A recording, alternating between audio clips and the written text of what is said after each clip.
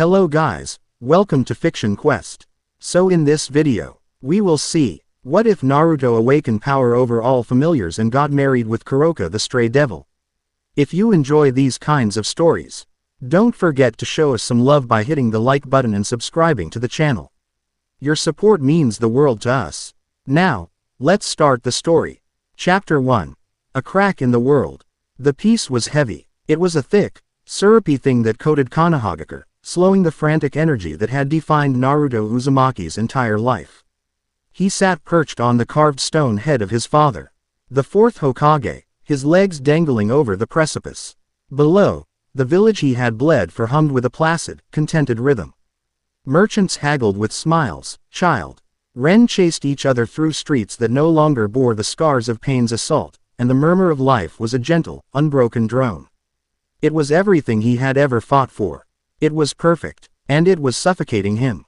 He was a weapon forged for a war that was over, a key designed for a lock that had been shattered. The fourth great ninja war had ended months ago, but the silence it left behind in his soul was louder than any explosion. Sasuke was on his journey of redemption, Sakura was revolutionizing medical care at the hospital, Kakashi was drowning in the paperwork of the Hokage's office. Everyone had found their new place in the piece. Everyone but him. "You're brooding again," a familiar voice rumbled in the back of his mind. It wasn't a sound heard with ears, but a vibration felt in the bone. A thought that was not his own. Naruto didn't move, his gaze fixed on the horizon where the sun began its slow dip, painting the sky in hues of orange and violet. Not brooding, Kurama. Thinking. You call this thinking? You've been sitting here for 3 hours. The stone is starting to get more personality than you. The nine-tailed fox's voice was a gravelly counterpoint to the quiet evening. A comforting and constant presence in the vast emptiness. The other Biju were quieter, their thoughts a soft chorus of agreement in the shared mental space they now occupied within him, a living nexus of their power. Just quiet, Naruto finally admitted, the word feeling inadequate. It's too quiet. I spent my whole life chasing something, you know. Chasing Sasuke, chasing respect, chasing a dream. Now, I'm here, and I don't know what to chase next. Perhaps that is the point, kid, rumbled Son Goku, the Four Tails. Peace is not a thing to be chased. It is a thing to be lived in. Naruto appreciated the sentiment, but it felt hollow. He was a creature of momentum, of struggle. This stillness felt unnatural, like a calm sea before a tsunami. And lately, that feeling had begun to take on a sharper, more unnerving edge. It started subtly. A week ago. A flicker at the edge of his sage mode's perception, a faint sour note in the symphony of natural energy. Now, it was growing stronger. Do you feel that? Naruto asked, his voice low. He didn't need to specify.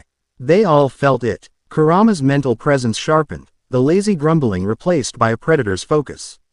Yes, it feels wrong. Like the world is stretched too thin in one spot. It's grating. The very air is bent. Added Saiken, the six tails, its thoughts a fluid, bubbling sensation. Unnatural. Naruto pushed himself to his feet. The simple movement filled with a sudden, desperate energy. The stagnation was broken. This was something to do. A problem to solve. He stretched, his bones popping in a satisfying chorus. Where? South. Kurama directed instantly. Towards the old battlegrounds. The place you and the Uchiha brat had your final tantrum. The Valley of the End. Of course, it always came back to that place. A scar on the landscape, a monument to their shared history of conflict and brotherhood. Without another word, Naruto vanished. Not in a swirl of leaves, but in a silent burst of speed. A golden flicker that streaked across the rooftops and into the dense forest surrounding the village. The wind whipped past him, a familiar and welcome roar that drowned out the suffocating quiet. This was right. This was what he was built for. The journey took him less than an hour, the landscape blurring into a green and brown smear. As he neared the valley, the feeling of wrongness intensified exponentially. The air grew heavy, thick with a pressure that made his ears pop. The symphony of nature that he could normally sense, the chirping of crickets, the rustle of leaves, the flow of water, was gone. There was only a profound, listening silence. It was as if the world itself was holding its breath. He skidded to a halt on the head of the Hashirama statue, his sandals grinding on the weathered stone. Across the waterfall, the stoic face of Madara Uchiha stared back, a permanent witness to the land's turmoil.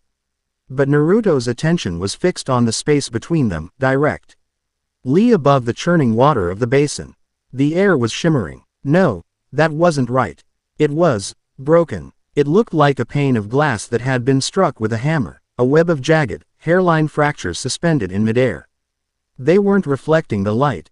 They were swallowing it, creating a patch of unsettling darkness that seemed to twist and writhe.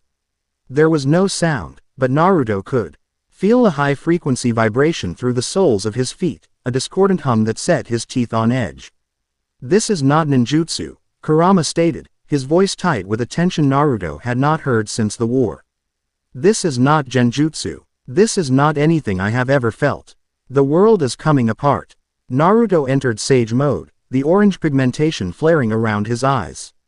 He expanded his senses, trying to get a read on the phenomenon. The natural energy in the area was in utter chaos, recoiling from the fracture in the air as if it were a poison. The crack was a void, a place where the rules of their world simply did not apply. He had to get closer. Leaping from the statue, he landed as lightly as a cat on the water's surface, his chakra holding him steady against the current. He walked forward, his hand outstretched, every instinct screaming at him to turn back. The pressure intensified, a physical weight pressing down on his shoulders, squeezing the air from his lungs. The silenk was so absolute it felt like a physical blow. He was 10 feet away when the fracture pulsed. A wave of unseen force erupted outwards, not with a bang, but with a deep, resonant thrum that shook the very foundations of the valley. The water around him exploded upwards in a torrential spray. Naruto dug his heels in, his golden chakra flaring to life as a shield, but the force was not something he could block. It wasn't an attack, it was a fundamental distortion of space. The world dissolved into a maelstrom of vertigo and pain. He was being pulled, stretched, compressed. The stone visages of Ashirama and Madara warped and twisted like melting wax before shattering into a million pieces. The sky and water blended into a nauseating, colorless soup. He felt a tearing sensation, not on his skin, but in his very being. As if his soul were being ripped from the anchor of his reality. Naruto. Kurama's roar was a lifeline in the chaos, a point of stability in the storm. The other Bijuu surged, their immense power wrapping around him, trying to shield him, to hold him together. He was in the rift now, a non-place between worlds. There was no up or down, no light or dark. There were only raw, primordial energies. A tempest of concepts and possibilities that had never coalesced into reality. He saw colors that had no names, heard sounds that were also textures, felt emotions that were sharp and crystalline. The raw chaos was an acid, eating away at the structure of his existence. His chakra cloak flickered and died, unable to find purchase in a place with no physical laws. The Bijuu's power was a buffer, but it was being abraded, worn down second by second. He was dying. He was being unmade. Panic, cold and sharp, tried to take hold. But it was immediately drowned by a lifetime of defiance. He had faced down gods and monsters, stared into the abyss of hatred and despair, and refused to yield. He would not be erased by static. He couldn't fight it. There was nothing to hit, nothing to overpower. A Rasengan here would be as meaningless as a shout in a vacuum. The Bijuu were pushing back, a brute force defense, but it was like trying to punch the ocean. The chaos simply flowed around them, relentless and infinite. So he stopped fighting. He stopped pushing back, and in the heart of the storm, surrounded by the raw power of uncreation, he did the one thing that had always been his greatest strength. He reached out, not with his fists, but with his will. Not with chakra molded into a jutsu, but with the very essence of his being. He didn't try to destroy the chaos. He didn't try to defend against it. He looked into the raging heart of the storm, the same way he had once looked into the heart of a lonely, hated fox, and he spoke a single, silent command that resonated deeper than reality. Be still. It was not a request. It was not a plea. It was a statement of absolute, undeniable fact. It was the voice of a being who had unified the most powerful forces of his world. A soul that had become a meeting place for warring ideologies and immense powers. It was the will of Naruto Uzumaki, and for the first time, it was unleashed not as an attack, but as an act of pure authority. And the chaos, obeyed. The raging storm of non-reality did not vanish. It settled. The shrieking energies softened into a hum. The acid-sharp colors bled into gentle pastels. The sensation of being torn apart was replaced by an electric thrum of connection. He could feel it all, every strand of potential, every current of raw power. And it was all connected to him. He was the eye of the storm, the center of the wheel. The chaos wasn't gone, it was simply waiting. Waiting for his next command. Awe, profound and terrifying, washed over him. This was a power beyond anything he had ever known. The pressure vanished, and he was falling. The non-place dissolved, and reality slammed back into him with the force of a physical blow. He saw a canopy of unfamiliar green leaves, a sky of the deepest, purest blue he had ever witnessed, and then the ground came up to meet him. He hit the damp earth with a bone-jarring thud, the impact forcing the last of the air from his lungs.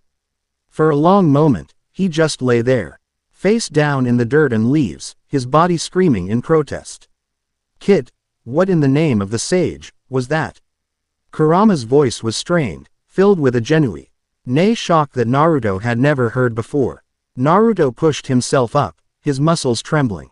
He was in a forest, but it was nothing like the ones around Konoha. The trees were older, larger, their bark covered in thick emerald moss. The air was heavy with the scent of rain and decay, a primal, untamed smell. The natural energy here was different, too. Thicker, wilder, and infused with something else, a faint, sweet, cloying energy that reminded him of poison and perfume. I don't know, Naruto gasped, spitting out a mouthful of dirt. He staggered to his feet, leaning against a massive, gnarled tree trunk. He felt drained, not just of chakra, but of something deeper. Yet, at the same time, he felt a strange new power thrumming just beneath his skin, a quiet hum of authority that hadn't been there before. He was lost, completely and utterly lost. There was no sign of the Valley of the End, no familiar chakra signatures for hundreds of miles. He was somewhere else, a different world, maybe. The thought should have been terrifying, but right now, all he felt was a strange sense of calm. The suffocating peace was gone, replaced by a terrifying, exhilarating uncertainty. He took a step, then another, trying to get his bearings. The forest was eerily quiet, the normal sounds of wildlife conspicuously absent. It seemed that even here, the world was holding its breath. Well, what do we have here? The voice was liquid silk, laced with playful malice and a purr that sent a shiver down Naruto's spine. He spun around, his senses, now hyper-aware, screaming at him. Lounging in a thick branch of an ancient tree was a woman. And she was, without a doubt, the most dangerous-looking person he had ever seen who wasn't actively trying to end the world. She was stunningly beautiful, with long, lustrous black hair that fell around her shoulders and a figure that was all dangerous curves, barely contained by a revealing black kimono. But it was the details that held his attention. The pair of black cat ears twitching atop her head, the two long, elegant cat tails that swished lazily behind her, and the golden, slitted eyes that watched him with unnerving predatory intelligence. Power rolled off her in palpable waves, that same sweet, cloying energy he had sensed in the air, but concentrated into a potent, intoxicating aura. It's not often a stray of your power level just drops out of the sky. She continued, her voice a low, musical drawl. She stretched languidly, the movement fluid and graceful like the predator she resembled. Are you lost, little fox?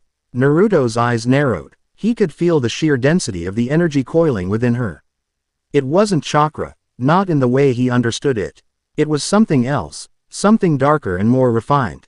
But it was immense, easily cage level, and then some. Who are you? He asked, his voice steady. He stood his ground, projecting an aura of calm he didn't entirely feel. She giggled, a sound like tiny, tinkling bells. They call me Kuroka, and you, handsome, just fell into my territory. So, the question is, who are you? Before he could answer, the feeling of wrongness returned, 100 times stronger than before. It wasn't a subtle pressure this time, it was a physical manifestation. The shadows beneath the trees deepened, coalescing. The silence became absolute, a tangible thing that swallowed sound. From the shifting darkness, a creature began to form. It was a hound, vaguely canine in shape, but its body was made of a roiling, featureless blackness that seemed to absorb the light around it. It had no eyes, no mouth, no features at all, just a sleek, predatory form of pure void. A low growl emanated from it, but it was a growl of anti-sound, a vibration that promised only emptiness. Kuroka's playful demeanor vanished in an instant, replaced by a snarl. Her cat ears flattened against her head, and her tails bristled. A void hound. Here, what in the underworld is going on? She shot Naruto a suspicious glare. Is this your doing? No, Naruto said, his eyes locked on the creature. He felt a strange resonance with it, a faint echo of the chaotic energy from the rift. This thing was a sliver of that place, given form and a malicious, singular purpose, to erase. The void hound lunged. It didn't run. It flowed across the ground, a river of silent darkness. Kuroka reacted with incredible speed, a sphere of crackling violet energy appearing in her hand. She hurled it at the hound. The sphere of what he would later learn was demonic power struck the creature head-on, and for a moment, it was engulfed in a violent explosion of energy that tore up the forest floor. But when the light faded, the hound was still there, completely unharmed. It hadn't blocked the attack, the energy had simply passed through it. As if it weren't truly there. TCH. Intangible, Kuroka hissed, leaping back as the creature swiped at her, its claws leaving trails of dissolving reality in the air. This is a problem. Naruto watched, his mind racing. It wasn't intangible, it was just operating on a different set of rules. He could feel its anchor, a thin, thrumming cord of energy that connected it back to that place of chaos. That was its lifeline. As Kuroka launched another, wider-scale attack to keep it busy, Naruto acted. He didn't form a clone or a Rasengan. He focused on that new, quiet authority within him. He reached out with his will, not at the hound's physical form, but at the metaphysical leash connecting it to its source. He found the strand, a dissonant, ugly thing in the flow of the world's energy, and he pulled. No, that wasn't right. He didn't pull, he commanded, sever. The void hound let out a piercing, silent scream. Its form, once stable, began to flicker and distort. The absolute blackness of its hide faded to a charcoal gray, and for the first time, it looked solid. It looked real. It stumbled, its movements suddenly clumsy and uncertain. Kuroka's slitted eyes widened in shock as she saw the change. She didn't know what he had done, but she was smart enough to recognize an opportunity. Her hands flew through a series of complex gestures, and the air around her grew thick with power. Now you're just a stray beast, she purred, a massive, swirling vortex of blue energy, far more potent than her previous attacks, forming above her. Time to be put down. Senjutsu. Azure Annihilation. She brought her hands down, and the vortex descended, crashing onto the hound with the force of a meteor. This time, the attack connected. The creature was consumed, its form disintegrating not into nothingness, but into motes of dissipating dark energy. The silence broke, and the sounds of the forest rushed back in, filling the sudden void. The clearing was a wreck, a crater marking the hound's final resting place. Kuroka landed gracefully, her breathing only slightly heavy. She turned to Naruto, her golden eyes narrowed in a mixture of suspicion, confusion, and a dawning, intense curiosity. No devil, angel, or fallen I know of can do what you just did, she said, her voice devoid of its earlier playfulness. You didn't attack it. You did something else. You cut it off. Naruto met her gaze. He was just as confused as she was, but an idea was beginning to form in his mind, a terrifying and exhilarating possibility about what had awoken within him. It was tethered to something. I just cut the rope. Kuroka studied him for a long, silent moment. She saw no deception in his eyes, only a profound exhaustion and a core of unwavering strength. She saw a fellow stray, a being of immense power who clearly didn't belong. Her pursuers were relentless, the factions were always trying to control her, but this man, he was an unknown variable. A powerful one, an anchor in a storm, or perhaps, the storm itself. Either way, being near him seemed far safer, and infinitely more interesting, than being alone. A slow, genuine smile spread across her lips, the playful glint returning to her eyes. Cutting ropes, huh, I like that. She sauntered over to him, her tail swishing in a mesmerizing rhythm. She stopped just before him, tilting her head. You're strong, you're not from around here. And you have no idea what's going on, do you? Not a clue, Naruto admitted with a wry grin. It was the truth. Perfect, she purred. My name is Kuroka, I'm a stray devil, SS class criminal. And currently a fugitive from every major power in the world. She gave a little curtsy. And you, my powerful little mystery, are coming with me. I have a feeling things are about to get very interesting.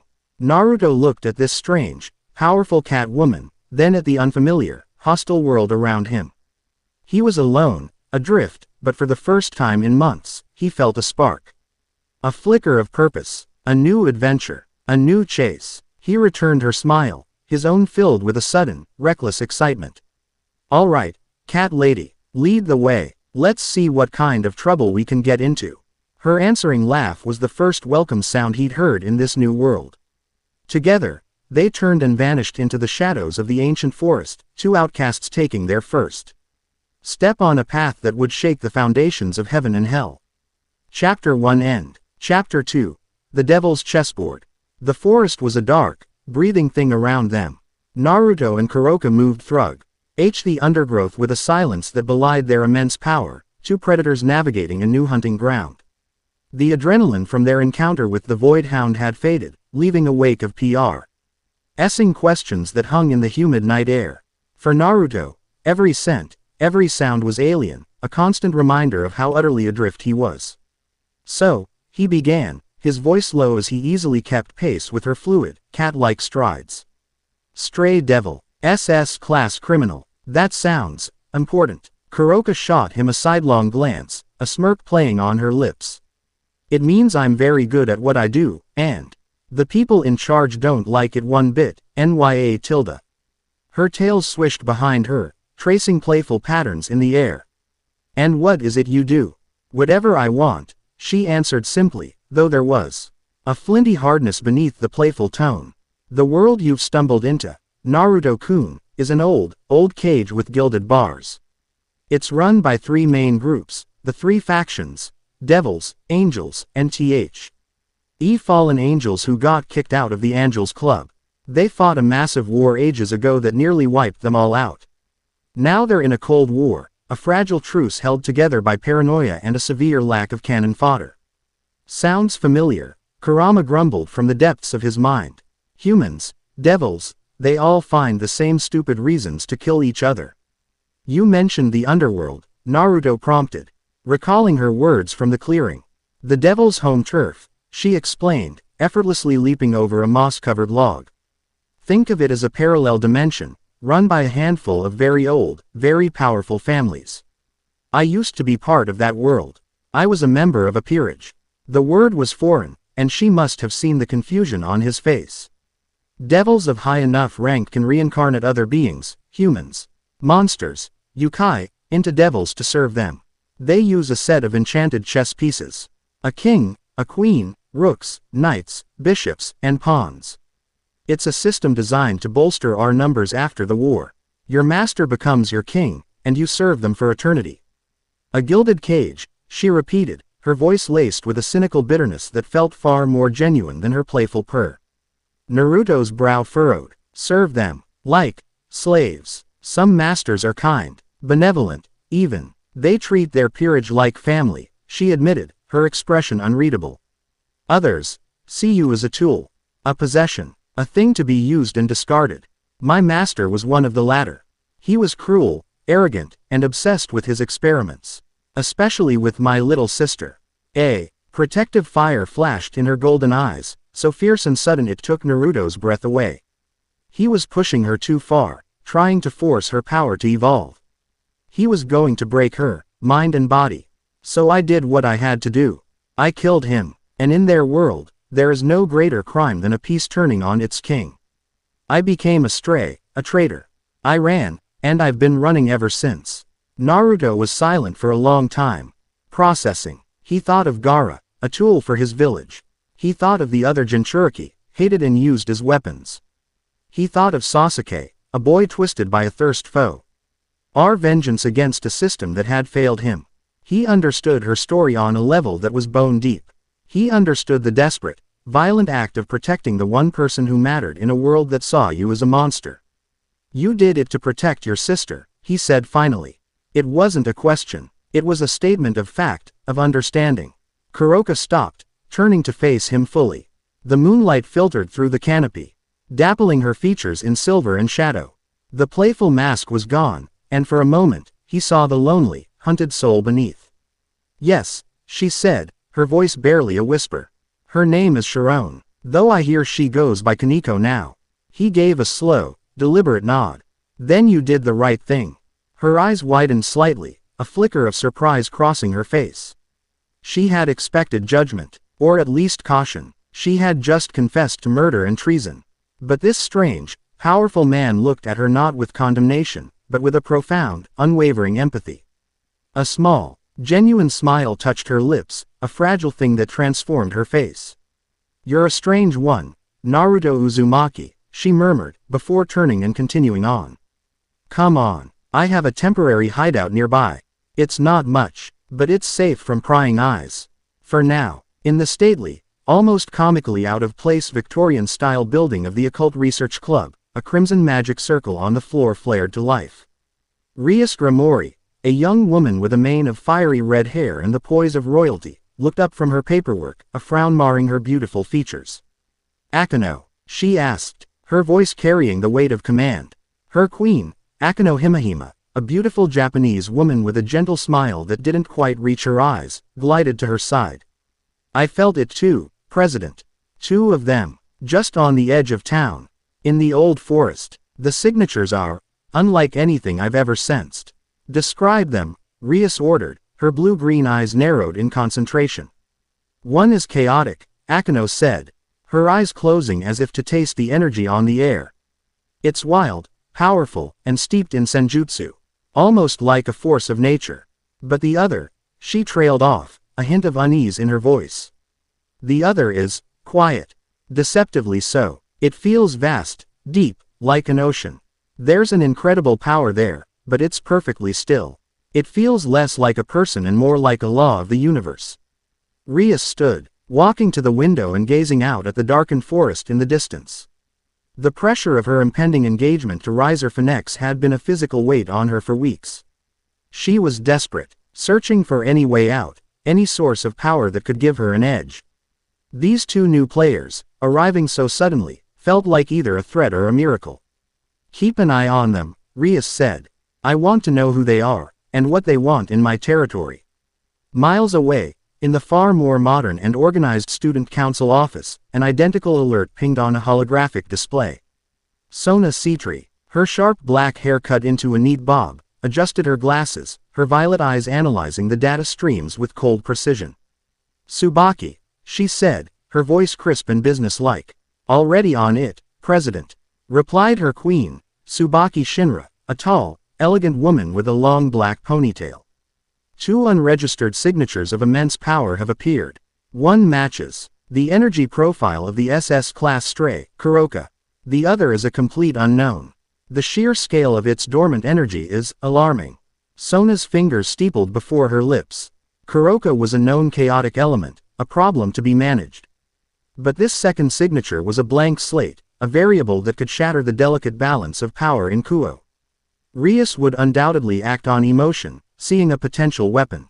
That was a mistake. One did not greet a typhoon with a drawn sword. We will not engage, Sona stated, her voice leaving no room for argument. We will observe. I want to know of everything about this unknown factor before we make a single move. Find out their patterns, their intentions, their weaknesses. This is not a battle to be won with force. It is a game of chess. And I will not make the first move until I understand the entire board. Kuroka's safe house was an abandoned, dilapidated Shinto shrine deep in the woods, reclaimed by nature. Vines snaked up the rotting wooden pillars, and the stone lanterns were covered in a thick carpet of moss. But inside, it was clean and surprisingly cozy, with enchanted lamps that cast a warm, steady glow and comfortable cushions on the floor. A powerful barrier, woven from senjutsu and demonic power, shimmered invisibly around the perimeter, muffling their presence from the outside world. Home sweet home, Kuroka announced with a dramatic flourish. Now, about you. A world of shinobi, giant chakra beasts, a big war, it sounds exhausting. Naruto was in the middle of explaining the broad strokes of his life, a task made easy by Kurama's interjections and corrections. He had learned quickly that Kuroka was sharp, and trying to hide things from her was a pointless endeavor. You have no idea, he said, rubbing the back of his neck. But I still don't get what this new power is. Kurama says it's like my sage mode, but instead of borrowing nature's energy, I'm telling it what to do. It is more than that, Kit, Kurama clarified mentally. When you were in that rift, you didn't just pacify the chaos. You imposed your will on it. You became its master. It seems that authority has bled over into this reality. These familiars, and other such creatures, they are extensions of this world's will. And you are now a king among them. Before Naruto could press for more details, the air inside the shrine grew cold. Kuroka's playful demeanor snapped back into a guarded stance, her tails held stiffly behind her. Company, she hissed, and they're polite. That makes them dangerous. A moment later, a calm, female voice echoed from outside the barrier. Greetings. My name is Sona Citri. I am the acting manager of this territory. I mean you no harm. I would simply like to speak with the newcomers. Naruto and Kuroka exchanged a look. Citri, Naruto whispered. Heir to one of the great devil families, Kuroka whispered back, her eyes narrowed. She's known for being a master strategist. A real puppet master. This is a probe. Naruto nodded. He understood the game. It was like dealing with the elders of Konoha, a dance of veiled words and hidden intentions.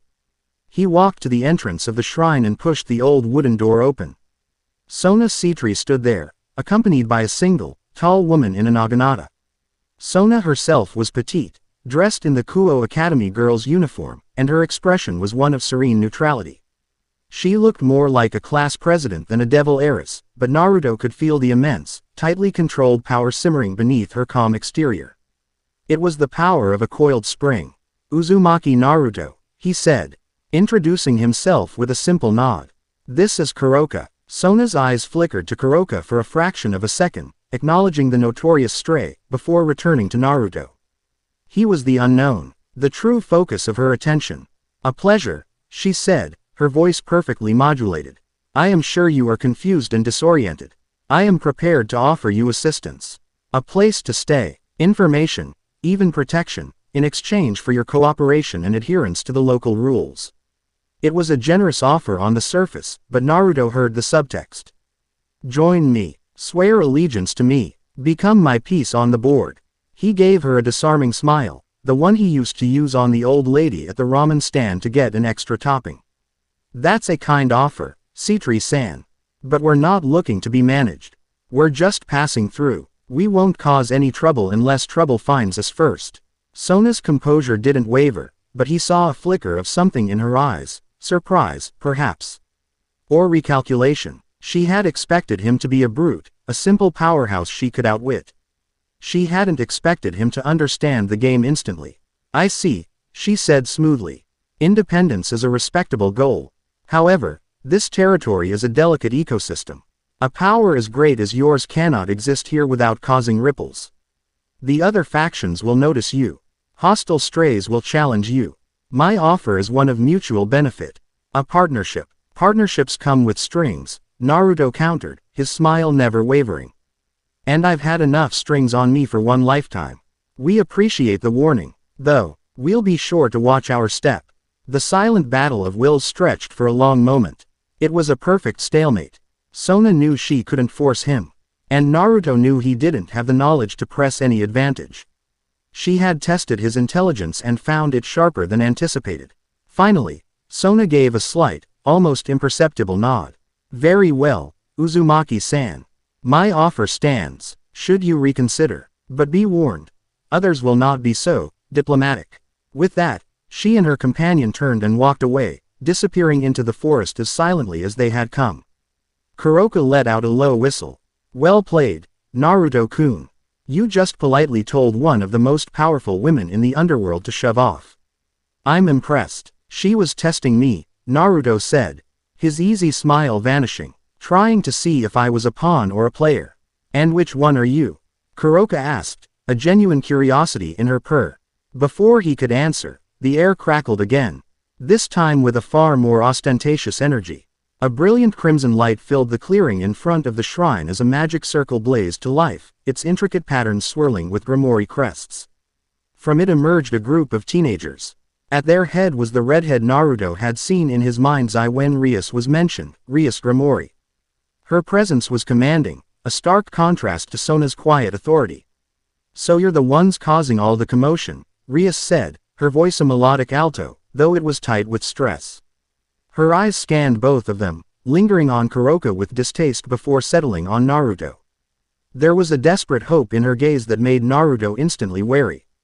"We're just trying to find our way," Naruto said, already tired of the procession of visitors. Rias took a step forward. "I am Rias Grimoire, the other manager of this town. Your power is immense." She was cut off as the air was split by a third, far more obnoxious arrival. A torrent of flame erupted nearby, scorching the ancient trees and forming another teleportation circle, this one a gaudy, golden orange. A man with blonde hair and an insufferably arrogant smirk stepped out, led by a large entourage of women in maid outfits. "Rias, my dear, Riser has come all the way to the human world to see you, and you're out here playing in the dirt with strays." The man boomed, his voice grating on Naruto's nerves. Rias's body went rigid, her face paling. "Riser, what are you doing here? Your brother was concerned you were dragging your feet on our wedding preparations," Riser Phoenix said, waving a dismissive hand. He strode forward, his eyes sweeping over Rias's peerage with a possessive sneer before landing on Naruto and Kuroka. "And what is this? An SS-class criminal and, who is this peasant?" Naruto felt a familiar, ugly anger begin to simmer in his gut. It was the way the man held himself, the absolute, unearned arrogance that reminded him of every entitled council man and sneering villager from his childhood. Riser ignored them, grabbing Rias's arm. "Enough games, Rias. Our families have agreed. You will marry me. It is your duty. Let go of me," Rias snapped, trying to pull away. But his grip was iron. One of Riser's maids, a small girl with brown hair who couldn't have been much older than Konohamaru, stepped forward timidly. "Lord Riser, perhaps you should." Smack. The sound echoed through the clearing. Riser had backhanded the girl, a casual, thoughtless motion that sent her sprawling to the ground. She didn't cry out, just curled in on herself, trembling. And in that instant, the world went quiet for Naruto Uzumaki. The playful banter with Kuroka, the chess game with Sona, the wariness of Rias, it all vanished, burned away by a cold, precise rage. He saw a flash of his own past. The glares, the whispers, the loneliness. He saw the weak being trampled by the strong, the entitled abusing their power without a second thought. The simmering anger solidified into a block of glacial ice in his chest. Kurama felt the shift instantly. "Oh, the fool's done it now." Naruto moved. He didn't flash or sprint. He just took a single step forward, and the entire atmosphere of the clearing changed. The ambient energy, the very air, seemed to congeal around him, heavy and oppressive. It was the same stillness he had projected into the void, but now it was focused, sharp, and utterly menacing. "Pick her up," Naruto said. His voice wasn't loud, but it cut through the night, devoid of all warmth. Riser turned, an annoyed expression on his face. "Did you say something, peasant?" "I said," Naruto repeated, his blue eyes now as cold and hard as sapphires. "Pick her up. And apologize." Riser let out a bark of laughter. "You dare give Riser an order? You must have a death wish. Ubeluna, teach this trash his place." A tall, beautiful woman with purple hair, Riser's queen, stepped forward, a condescending smirk on her face. She raised a hand, and a ball of explosive demonic energy formed. "You should have stayed quiet, boy." She never got to launch the attack. Naruto's gaze flickered to her, and a wave of pure, undiluted authority washed over her. It wasn't an attack, it was a fundamental command, a pressure on her very soul from a being so far beyond her that her instincts screamed in primal terror. Her magic fizzled, her body locked up, her breath hitched in her throat, and she found she couldn't move, couldn't even think to move, pinned in place by his sheer presence. Everyone stared, stunned into silence. Rias and her peerage, Riser's maids, Even Kuroka watched with wide eyes. Naruto didn't even spare the frozen queen a second glance. His cold, unwavering gaze was locked on Riser. "I'm not going to say it again." Riser's arrogant smirk finally faltered, replaced by a furious scowl. He was an immortal, a phoenix. He would not be humiliated by some nameless filth. "Insolent cur. All of you, kill him. Tear him to pieces." His peerage, though visibly shaken, moved to obey. A dozen women charged, unleashing a torrent of magic, elemental attacks, and physical strikes. It was useless. A whirlwind of compressed air, no larger than Naruto's body, erupted around him. It wasn't a defensive jutsu, it was the world itself reacting to his will. The attacks were shredded, deflected, and dissipated before they could even get close. Naruto didn't move a muscle. He just stood there, an untouchable monolith in the eye of a storm he commanded. He raised a single hand. Clones, shadow clones, but different, infused with the natural energy of the world around them, flickered into existence. One for each of Riser's peerage members. They moved with silent, impossible speed. There were no punches thrown, no epic clashes. A clone would appear behind a swordswoman and tap the back of her neck, and she would collapse, unconscious. Another would touch the forehead of a magic user, and her energy would be thrown into chaos, neutralizing her instantly. It was over in less than 5 seconds. A dozen elite devil warriors, disabled with the precision of a surgeon, not the fury of a brawler. The clearing was littered with the unconscious forms of Riser's peerage. Only Riser, a stunned Rias in her group, and a fascinated Kuroka were left standing. The oppressive pressure vanished as quickly as it had appeared. Naruto's cold fury receded, replaced by a profound disappointment. He looked at the fallen girls, then back at the sputtering, enraged phoenix. Just as Riser opened his mouth to scream, a familiar, sickening silence descended. The shadows in the clearing warped and twisted, and a creature far larger and more grotesque than the first void hound tore its way into reality. It was an arachnid horror with too many legs, its body a mass of writhing tendrils of shadow, a void stalker. It had been drawn by the massive concentration of power, a shark drawn to blood in the water. It screeched its silent scream and lunged, not at any one person, but at the center of the group, aiming to wipe them all out. Riser yelped, scrambling back in a display of pure cowardice. Rias shouted for her peerage to form a defensive line, but Naruto and Kuroka were already moving. Same as before, Kuroka called out, a wicked grin spreading across her face as she gathered a storm of senjutsu in her hands.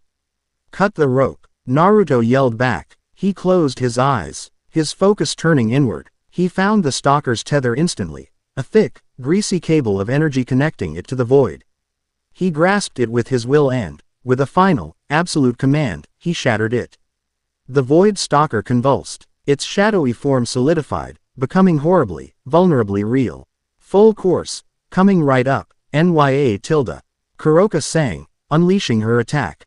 A massive, swirling cyclone of azure and violet energy slammed into the creature, and this time, it did not pass through. The stalker was annihilated, its body ripped apart and vaporized by the sheer force of the blow. Silence returned once more, this time broken only by the heavy breathing of the onlookers. They had all just witnessed a tandem of power so seamless, so devastatingly efficient, it defied belief. Naruto turned his back on the dissipating remains of the monster, his gaze once again falling upon the humiliated Riser phoenix. "Your fight is not with me," Naruto said, his voice calm again, but carrying a weight it hadn't before. He looked at Rias. "Or with her. It's with your own weakness. You're not strong because you're immortal. You're weak because you have to step on others to feel tall." He walked over to Kuroka, who was practically purring with delight. "Let's go. I've had enough of kings and queens for one night." "But, who are you?" Rias finally managed to ask, her voice a mixture of awe and desperation. Naruto paused at the edge of the forest, looking back over his shoulder.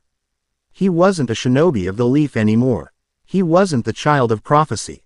He was something new. "We're just a couple of strays," he said, a small smile touching his lips as he glanced at Kuroka. "And we're not looking to be put on a leash. This is your world, your politics, your game. You can count us out." He then let his eyes sweep over all of them, a silent warning. "But know this, if I see anyone, devil, angel, or anything else, preying on those who can't fight back, I won't be so gentle next time." Without another word, he and Kuroka melted into the shadows of the forest, leaving behind 2 stunned devil peerages, a humiliated high-ranking noble, and a world that was about to be turned completely upside down. The chessboard had been set for centuries, but 2 new, impossibly powerful pieces who refused to play by the rules had just kicked over the table. Chapter 2 End. Chapter 3. Domain of the Outcasts. The neon glow of the city was a persistent, unwelcome stain on the horizon. For 2 days, Naruto and Kuroka had been on the move, sticking to the shadows, living like ghosts. The confrontation at the abandoned shrine had sent ripples through the supernatural community. They could feel the eyes on them now, a constant, low-level surveillance. Probing magical sensors from the devils. The faint scent of holy water from watchful angels, the subtle disturbance in the air that spoke of fallen observers. It was a suffocating web, and Kuroka's patience was wearing thin. "I hate this," she hissed. Perched atop a telephone pole on the outskirts of Kuo, her tails lashing in irritation. Skulking around like rats, we traded the gilded cage of the underworld for a slightly larger cage with a better view. Naruto stood below, leaning against the cool metal, his arms crossed. He had felt the eyes too.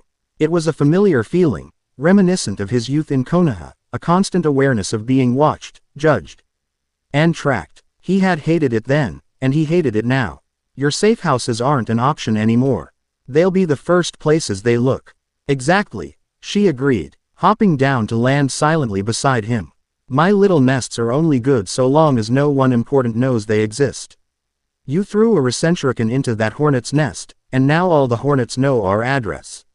We need a place they can't touch. A place they can't even find. A fortress. A base of operations. The strategic part of his mind, honed by years of war, immediately began calculating. But the thought felt wrong. He wasn't looking for another military outpost. The world, it seemed, was full of them. He was looking for something else. "We need a home," he said, the word tasting strange and foreign on his tongue. Kuroka's teasing smile faltered for a moment, her golden eyes searching his. She saw no strategy there, only a deep, weary longing. "A home," she repeated softly. "That's a nice idea, Naruto-kun. But places like that don't exist in this world. Not for people like us. Then we'll make one," he stated with a simple, unwavering certainty that left no room for argument. He closed his eyes, shutting out the distracting glow of the city and the prying senses of their observers. He let his own senses expand, pushing past the artificial noise. He didn't search for people, for chakra, or for demonic power. He reached out with his newly awakened authority, the quiet, immense power of the sovereign. He wasn't listening for a conversation, he was listening for the heartbeat of the world itself. He sought a place of power, but not one that had been tamed or claimed. He ignored the thrum of devil territory and the faint, sterile hum of holy ground. He searched for something old, something deep. A place where the natural energy was not a placid lake to be drawn from, but a sleeping volcano, dreaming of fire and creation. There, Kurama's voice rumbled, a deep note of resonance in their shared mind. North, high in the mountains, something is sleeping, something old. Naruto felt it too. It was a deep, resonant hum on the very edge of his perception, a song of stone and ancient trees and deep, clean water. It was a place that the modern world had paved over and forgotten. He opened his eyes, a flicker of genuine excitement in their blue depths. "I think I found it," he said, a grin spreading across his face. "Get ready for a hike." The journey took them the better part of a day. They skirted the edges of civilization, a brief and awkward affair where Yuto had to use a minor illusion to hide Kuroka's more obvious feline features, earning him a playful swat for making her ears look common. As they moved further from the city, the landscape began to change. The air grew sharp and clean, and the manicured forests gave way to a truly wild, untamed wilderness. They were in the deep mountains now, a place where ancient stone steps, half swallowed by moss and roots, were the only sign that humans had ever tread here. They passed under a massive, crumbling torii gate, its red paint faded to a pale pink. A powerful ward, ancient and almost entirely dormant, washed over them. "A Shinto holy site," Kuroka murmured, her senses on high alert. Or it was, a long time ago. The gods of this land have mostly faded or left. Their power is quiet. Not all of it, Naruto said, his gaze fixed on the peak above them. The thrumming sensation was intense now, a palpable vibration in the air. They crested the final ridge and stopped, breathless. Below them lay a sight of impossible beauty. A caldera, miles wide, was nestled in the heart of the mountain peaks, a lost world hidden from the sky. A crystal-clear lake shimmered at its center, fed by dozens of waterfalls that cascaded down the sheer rock faces. The trees were colossal, ancient cedars and maples that had stood for centuries, their leaves a riot of impossible greens and golds. The air itself felt alive, thick with a pure, potent natural energy that made Naruto's sage mode sing. But it was not empty. The moment they stepped over the ridge, they felt it. The weight of 1,000 eyes.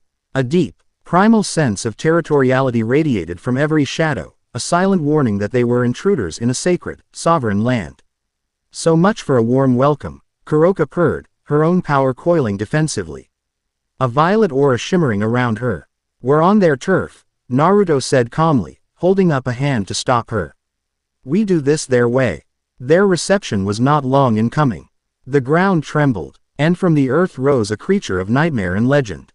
It was a Tsushigumo, a monstrous earth spider the size of a house, its body a craggy landscape of rock and moss, its multiple eyes glowing with ancient, intelligent light. Simultaneously, the wind picked up, howling through the caldera, and from it coalesced 3 sleek, weasel-like figures with sickles for claws. Komedachi, yokai of the wind. Their movements a blur of lethal speed.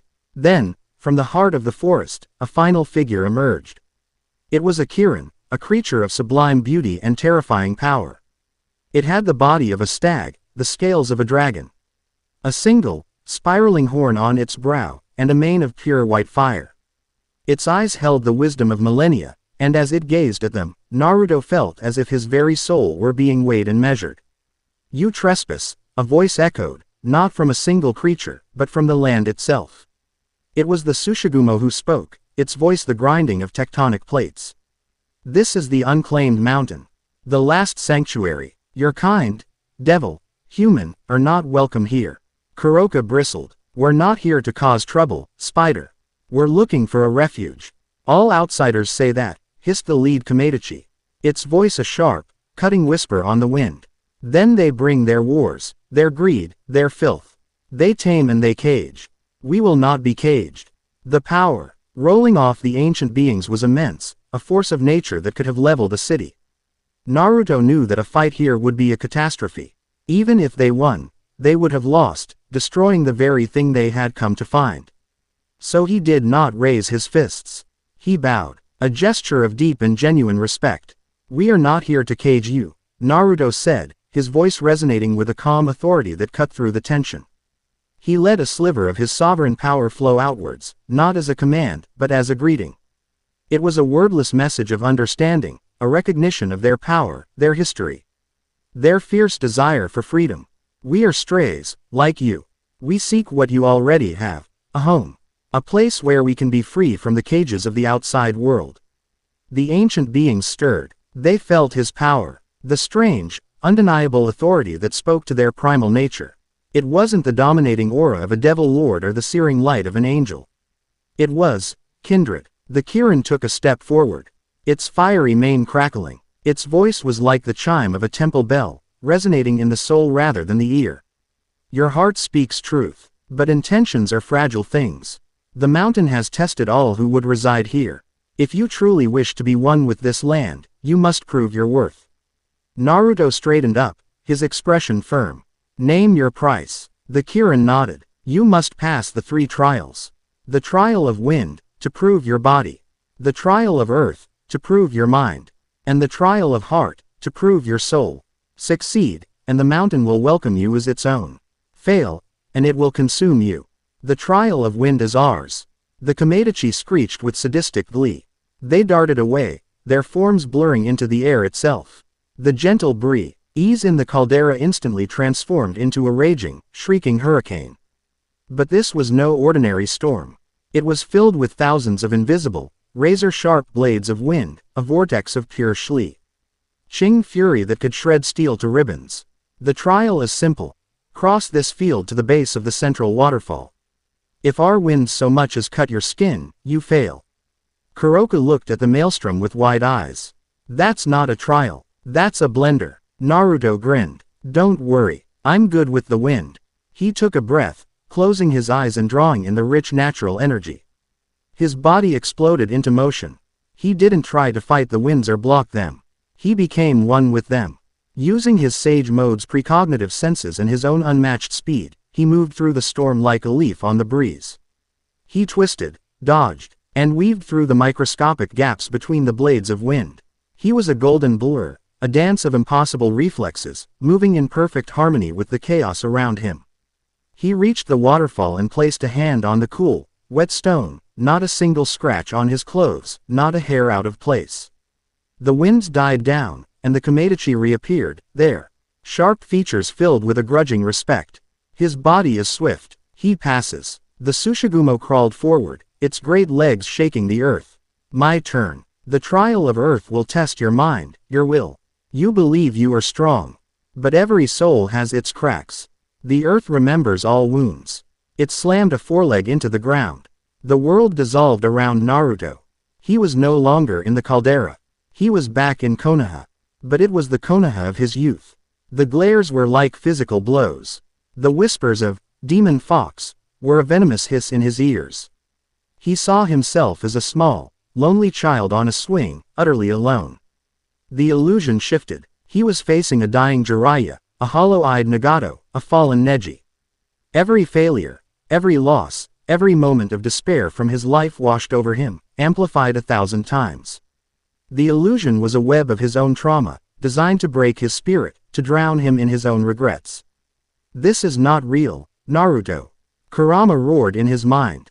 Fight it. But Naruto didn't fight. He stood amidst the ghosts of his past and let the pain wash over him. He looked at the lonely child on the swing and smiled. He walked over and sat on the swing beside him. It was tough, wasn't it? He said to his younger self. But you never gave up. You kept fighting. And because of you, we found friends. We found a family. We saved the world. He looked at the images of his fallen comrades. Their sacrifices weren't failures. They were the price of the peace we won. We honor them by living, by protecting that peace. He accepted the pain. He owned it. It was a part of who he was. The despair had no power over a mind that refused to regret its own journey. The illusion shattered, the web of despair turning to dust. He was back in the caldera. The Tsushigumo bowed its great head. A deep rumbling sound of respect emanating from its chest. His will is forged in the heart of sorrow. It does not break. He passes. Finally, the Kirin stepped before him, its gaze serene and all-knowing. You have a body of wind and a will of stone. But the mountain does not care for strength. It cares for intent. My trial is a single question, and you will answer with your soul. For I will see any lie you try to tell. Why do you truly desire this place? Is it a fortress from which to wage war? A weapon to wield against your enemies? A castle from which to rule? Naruto met the Kirin's ancient gaze without flinching. His own power, the quiet authority of the sovereign, rose to meet the Kirin's sacred aura. He didn't speak of strategy or power. He spoke the simple, unvarnished truth that had been growing in his heart since he'd arrived in this strange new world. I want a home, he said, his voice quiet but echoing with absolute conviction. He glanced back at Kuroka, who was watching him with an expression of stunned awe. I want a place for us. And for any others who are lost, who are hunted, who have been thrown away by the world. I don't want to rule it. I want to protect it. I don't want to be its master. I want to be a part of it. The Kirin's fiery mane burned brighter, and a soft, benevolent light shone from its eyes. It lowered its head in a deep, reverent bow. His heart is a sanctuary. He does not seek to claim the mountain. He seeks to join it. He passes. From this day forward, you are the sovereign of this domain. The unclaimed mountain has a king at last. Command us, Lord Sovereign. The other guardians bowed as well, a silent pledge of fealty. Naruto looked at them, then at Kuroka, and a grin of pure, unadulterated joy spread across his face. He had done it. They had a home. The days that followed were filled with a kind of joyful labor Naruto hadn't known since rebuilding the village after Pain's attack. With the Guardian's blessing, he reached out and took hold of the dormant nexus of power at the heart of the caldera. He poured his own life energy into it, and the land responded. The waterfalls thundered with new life, the trees blossomed with flowers of impossible color, and the air became so thick with pure energy that it was like breathing life itself. On the shore of the crystal-clear lake, Naruto began to build their house. He didn't use tools or lumber. He placed his hands on the earth and drew upon the lessons he had learned from Hashirama's cells and his mastery of sage art. With the Biju's chakra fueling him, he performed a feat of wood release that would have made the first Hokage proud. A house grew from the living earth, its walls of smooth, sturdy wood, its pillars twisting into beautiful, organic shapes. It was a structure that was both a house and a part of the forest, with wide balconies overlooking the lake and rooms that felt both grand and cozy. Kuroka, for her part, worked her own magic. She wove powerful defensive wards around the entire caldera, intricate spells that would alert them to any intrusion. She furnished the inside of their new home with magically conjured furniture that was both elegant and comfortable. Her playful, slightly hedonistic personality showing in every soft cushion and warm rug. They worked together, a seamless partnership of creation. Their banter was lighter, their laughter more frequent. The guards they both held so closely began to lower, piece by piece. One evening, they stood on the main balcony of their finished home. The sun was setting, casting long, golden rays across the surface of the lake, painting the waterfalls in hues of fire. The air was cool and clean, filled with the sounds of their new domain, the rustle of leaves, the chime of the wind. The distant call of some magical beast. It was peaceful, but it wasn't the suffocating, stagnant peace of Konoha. This was a living, breathing peace.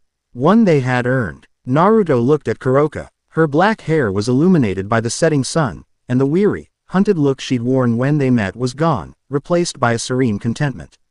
He looked at the home they had built, the land that had accepted them.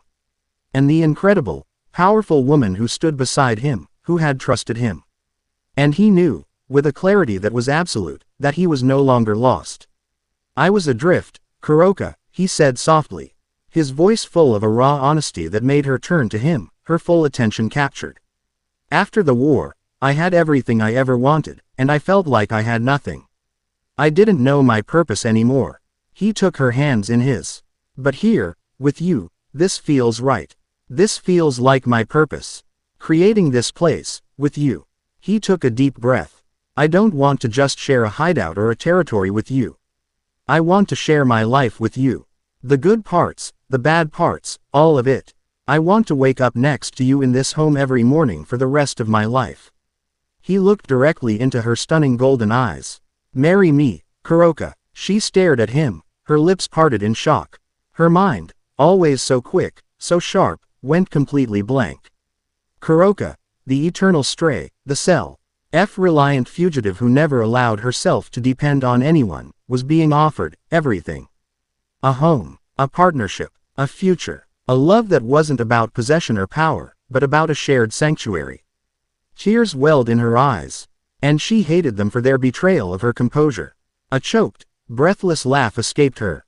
"You idiot," she whispered, her voice thick with emotion. She threw her arms around his neck, burying her face in his shoulder.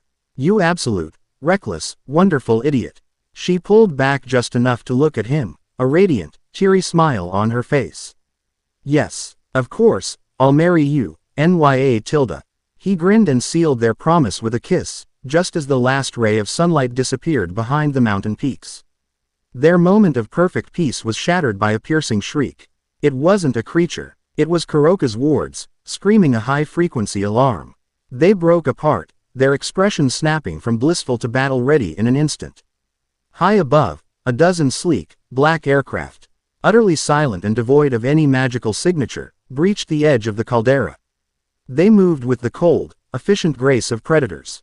A voice, amplified and chillingly devoid of emotion, echoed from the lead ship. "Target location confirmed. Level 5 biospiritual contamination detected. This area is hereby under the jurisdiction of the Aegis of Humanity. Initiating cleansing protocol. Scorch." The bottom of the ships opened, and armored soldiers descended on jetpacks, their weapons glowing with a sickly green light. Simultaneously, massive cannons began to charge, aimed at the heart of their new home. Kuroka snarled, her senjutsu flaring to life. Aegis of humanity. Never heard of them. Looks like they've heard of us, Naruto said, his own golden chakra flaring. His eyes shifting into the cross pattern of sage mode. He turned to the forest. Our first house guests have arrived. Let's give them a proper welcome. The mountain responded to his call. The Komedachi became blurs of wind, darting towards the aircraft. The ground churned as the Tsushigumo and its kin rose to meet the ground troops. From the heart of the lake, the water began to churn as its ancient guardian stirred. Naruto and Kuroka stood on their balcony, side by side, a king and queen ready to defend their new domain. The peace had been short-lived, but it was theirs, and they would how these new enemies the fury of the outcasts who had finally found a home. Chapter 3 End. Chapter 4. The Silent Forest. The battle for the domain was short, brutal, and breathtakingly decisive. The Aegis of humanity came with the cold precision of a surgeon's scalpel, expecting to excise a tumor of monstrous energy from the world. They were met with the raw, untamed fury of the mountain itself. The Komedachi, shrieking with wild glee, became living vortexes of wind, peeling armor from the Aegis aircraft as if they were shucking corn. The silent, heavy gunships were tossed about like leaves in a gale before being torn asunder. Soldiers who managed to deploy on their jetpacks were met by the Tsushigumo clan. Massive, sticky webs, stronger than steel cables, shot up from the forest floor, nuring the soldiers and grounding them with bone-jarring force. Kuroka was a phantom of violet death amidst the chaos. She teleported from one squad to the next, her movements too fast for their targeting systems to track. A concussive blast of senjutsu would overload their shields here, a spray of magical energy would disable their weapons there. She fought with a playful, deadly grace, a cat-awing with technologically advanced mice. Naruto, however, was the linchpin.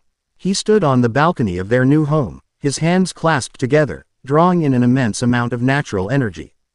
The air around him grew so dense it became visible, shimmering like a heat haze. Above him, a sphere of swirling, golden energy began to form, a miniature sun filled with a billion microscopic wind blades. A sage art. Massive Recentrican.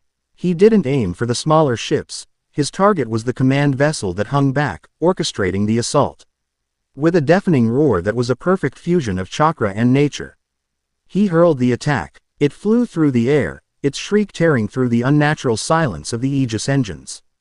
The command ship's shields flared, a desperate attempt to ward off the inevitable. The Recentrican struck, and for a moment, there was only light. A blinding, golden dome of energy expanded, and when it faded, the command ship was simply gone, disintegrated into its constituent atoms.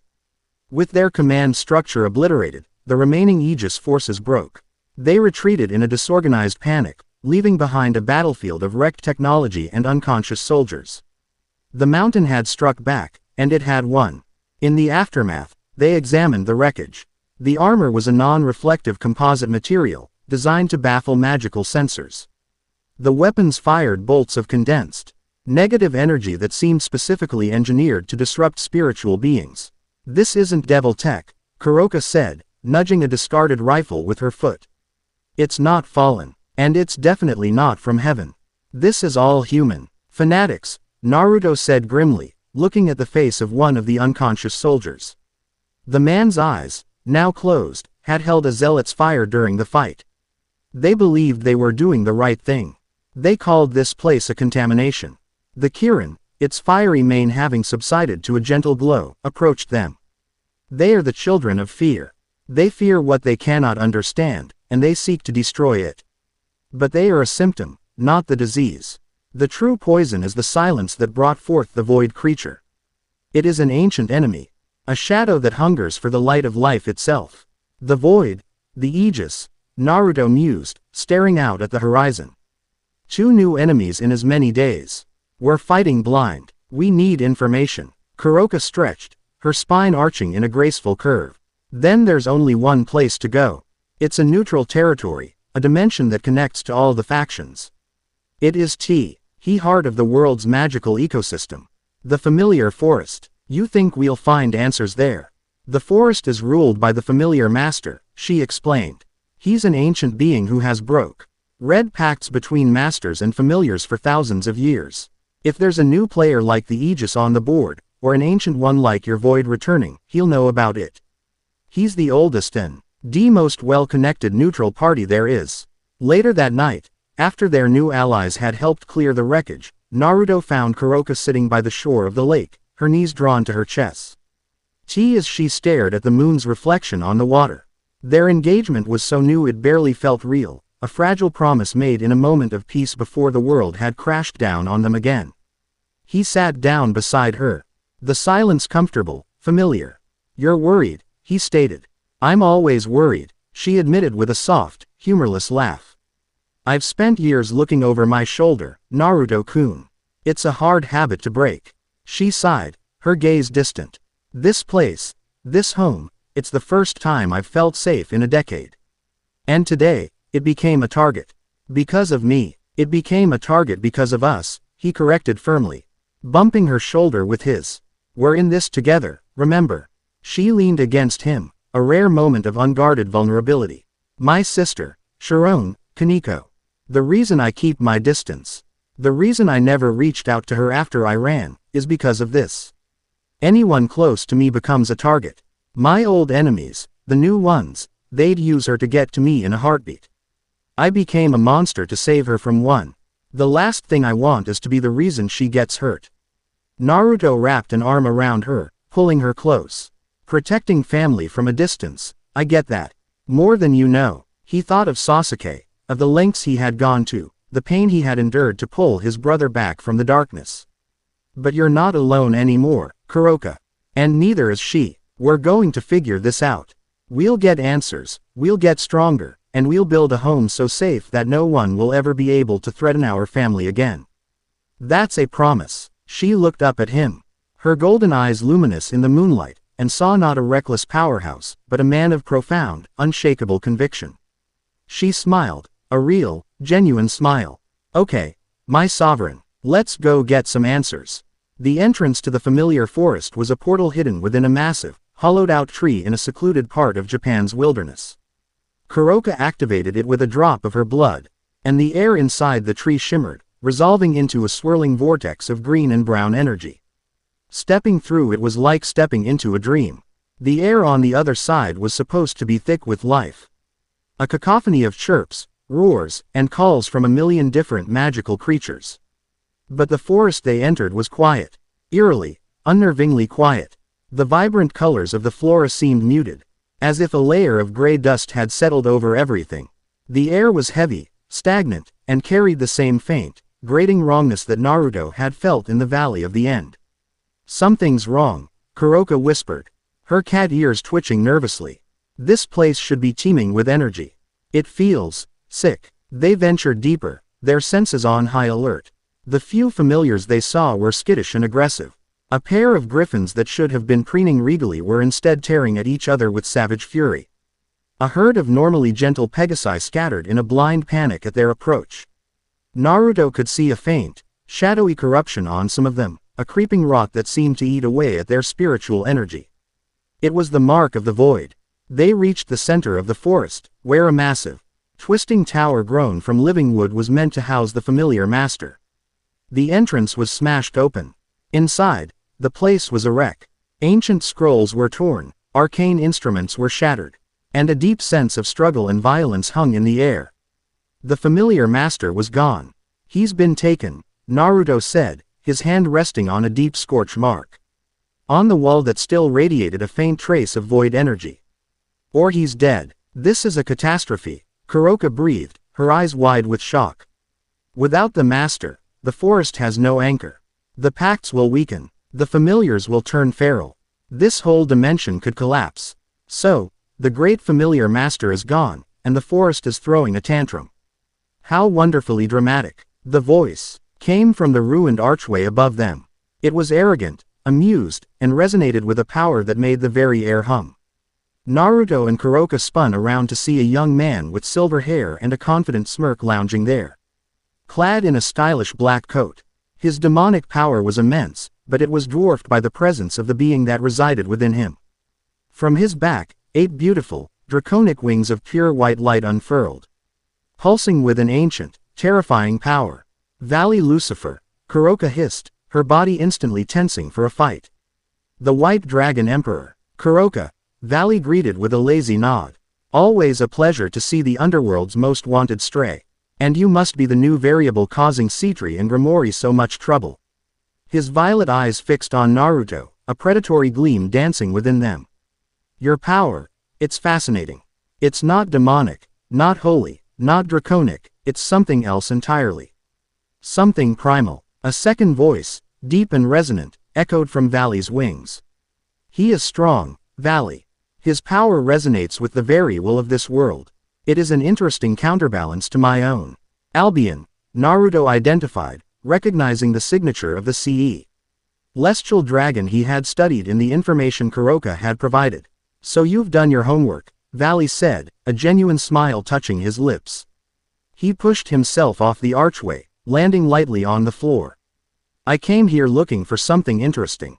The energy of this forest was screaming as it died, and I find that sort of thing amusing. But you are far more interesting than a dying forest. He cracked his knuckles, and a tide of immense power began to surge around him. I have a simple hobby. I seek out and fight the strongest beings in existence. And right now, you feel like you might just qualify. So, how about it? Show me what this primal power of yours can really do. Before Naruto could answer, Valley was on him. He moved with impossible speed, a blur of white and black. Naruto, relying on his sage senses, met the charge. Their fists collided, and a shockwave erupted, leveling what was left of the tower's interior. A grin split Valley's face. Yes, this is it, he roared, as a suit of ornate white dragon armor materialized around him. Albion's balance breaker. Vanishing dragon. Balance breaker. The sheer power radiating from the armor was staggering. Valley lunged again, his speed doubled. Naruto was forced onto the defensive, blocking a furious barrage of punches and kicks, each blow carrying the force of a battering ram. Is this all? Valley taunted. Just reacting. Show me your power. Divide. Closing square bracket. A voice echoed from the armor's wings, and Naruto felt a sickening lurch as half of his accessible chakra was instantly drained, siphoned away by Albion. He stumbled back, momentarily weakened. The dragon's power halves the strength of its opponent and adds it to its own, Kurama warned. You cannot win a simple contest of power against him. Naruto knew he was right. Brute force was useless. He needed to change the game. He slammed his palm on the ground. I'm not the only one you're fighting. At his command, the forest itself answered. Vines erupted from the floor, lashing out at Valley. From the broken walls, dozens of familiars, enraged sprites, shadowy bats, stone-skinned lizards, swarmed in, their eyes glowing with a shared purpose, all directed by Naruto's will. Valley laughed, blasting the vines away and swatting familiars from the air. Yes, a summoner. How quaint. Divide, divide, divide. The swarm of familiars faltered as their energy was drained away, but it didn't matter. For every one that fell, 3 more took its place, pouring in from the corrupted forest outside. Naruto had turned the entire forest into his army. Valley couldn't. Divide the strength of 100 different beings at once. While he was occupied with the swarm, Naruto closed the distance, his body glowing with golden sage chakra. Their taijutsu battle resumed, a whirlwind of blows that shattered the ground beneath them. Their duel spilled out into the dying forest. It was a contest of philosophies. Valley's power was one of domination and reduction, taking the strength of others for himself. Naruto's was one of unity and command, marshalling the strength of many towards a single goal. White dragon light clashed with golden nature energy, and the forest owned under the strain of their godlike battle. They were perfectly matched, an unstoppable force meeting an immovable object. The stalemate was broken by a tremor that shook the entire dimension. A large lake at the center of the forest began to boil, its water turning black and viscous. With a deafening roar, a monster of immense size erupted from the depths. It was a hydra, a legendary beast, but it was hideously corrupted. Its scales were decaying, Its 9 heads were wreathed in shadows, and its eyes glowed with the cold, hungry light of the void. It was a creature of immense power, iced it into a weapon of pure annihilation. The Hydra's roar drew the attention of the two combatants. It ignored the swarming familiars, its 9 heads turning in unison to glare at Naruto and Valley, two greatest sources of life energy in the vicinity. Valley's armor retracted, his smirk gone, replaced by a look of intense concentration. Well, that's a problem. The Hydra's 9 mouths opened, charging an attack of pure void energy. Truce, Naruto called out, landing beside Valley. For now, Valley agreed, his own draconic aura flaring to life. You take the 5 on the left. Let's just try not to get erased, Kuroka said. Appearing beside them, her own senjutsu swirling around her fists. The Hydra attacked. The 9 heads unleashed a torrent of dark power, beams of absolute silence, sprays of decaying acid. Bolts of spatial distortion. The trio scattered, the ground they had been standing on dissolving into nothingness. Its regeneration is being powered by the void, Valley yelled, as he blasted one of the heads clean off, only for 2 more to grow in its place, both wreathed in even thicker shadow. I can't keep dividing its power fast enough. Then don't divide its power. Divide its connection, Naruto shouted, an idea sparking in his mind. Can you target its healing factor directly? Valley's eyes lit up with understanding. Albion, target the source of its regeneration. Have the very concept of its recovery. Quote, divide, divide, divide. Valley fired a stream of white energy that sank into the Hydra's main body.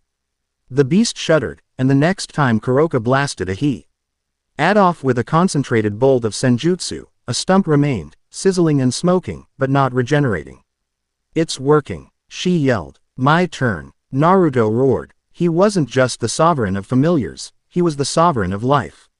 The void was its antithesis. He reached out with his will, not to command the Hydra, but to command the life force within it, to remind the ancient beast of what it once was. He pushed back against the void's control, a mental war for the creature's soul. The Hydra shrieked in agony, its heads turning on each other, the void's influence fighting against the creature's own primal life force. It was wounded, its regeneration stemmed, its mind in chaos. It was vulnerable. Now, Valley roared. He and Naruto acted in perfect, unspoken sync. Valley gathered his remaining power into a single, blinding point of light at his chest. Naruto created a massive planetary Rasengan, the sphere of chakra orbited by 3 smaller ones, all infused with the potent energy of Sage Mode. Vanishing Dragon. Dragon Shot. Closing Square Bracket. Sage Art. Planetary Rasengan. The beam of pure white divisional energy and the swirling sphere of golden nature energy struck the Hydra at the exact same moment. The collision of the 2 attacks, combined with the Hydra's own internal turmoil, resulted in an explosion that vaporized the entire lake and half the forest around it. The light was absolute, and when it faded, there was nothing left of the monster but dissipating motes of darkness. In the vast, smoking crater where the lake had once been, the trio stood, breathing heavily. The immediate had been purged of the void's influence by the sheer force of their attacks. And in the center of the crater, now exposed, was something that had been hidden beneath the lakebed. It was a subterranean chamber, its entrance shattered by the explosion. Drawn by a shared curiosity, they descended into the darkness. The chamber was small, and carved from a strange, black rock that seemed to absorb the light. At its center was a jagged, cruel-looking altar, and chained to the altar were the desiccated, lifeless remains of the familiar master. His body was a dried husk, his life force and magical energy completely drained away. Strange, unsettling symbols were carved into the stone all around him, symbols that seemed to writhe at the edge of their vision. He wasn't taken, Kuroka whispered in horror. He was performing a ritual. He wasn't a victim, Naruto said, his eyes hard as he took in the scene. He was a worshipper. He was using the forest's energy, and his own, to summon something. Valley traced one of the symbols with a gauntleted finger. The Silent End, a cult I've heard whispers of. They worship the nothingness that existed before creation. They believe life is a disease, and they want to cure it by returning everything to the Great Silence. He looked at Naruto, his usual arrogance replaced by the focused intensity of a predator who has finally identified its true prey. It seems we have a common enemy. Sovereign. This is no longer just interesting. This is a war. Naruto looked at the altar, at the remains of the cultist, and then at the corrupted forest outside. The mystery was solved, but the truth was far more terrifying than he could have imagined. Their enemy wasn't just a monster or a military force. It was a religion dedicated to the end of all things, with followers hidden in the shadows of their world. Chapter 4 End. Chapter 5. A Phoenix's Fall. The air in the familiar forest was thick with the ozone of their battle and the heavy weight of their discovery. The altar was a scar of pure wrongness, a testament to a threat that was more insidious than any they had yet faced. Valley Lucifer, the White Dragon Emperor, stood before it, his usual battle-hungry smirk replaced by a cold, sharp focus. The silent end, he repeated, the name itself seeming to lower the temperature in the chamber. A death cult dedicated to unmaking reality. I always thought they were just a ghost story. A boogeyman the old Satans invented to scare young devils into line. He turned, his violet eyes locking onto Naruto. It seems the ghosts are real.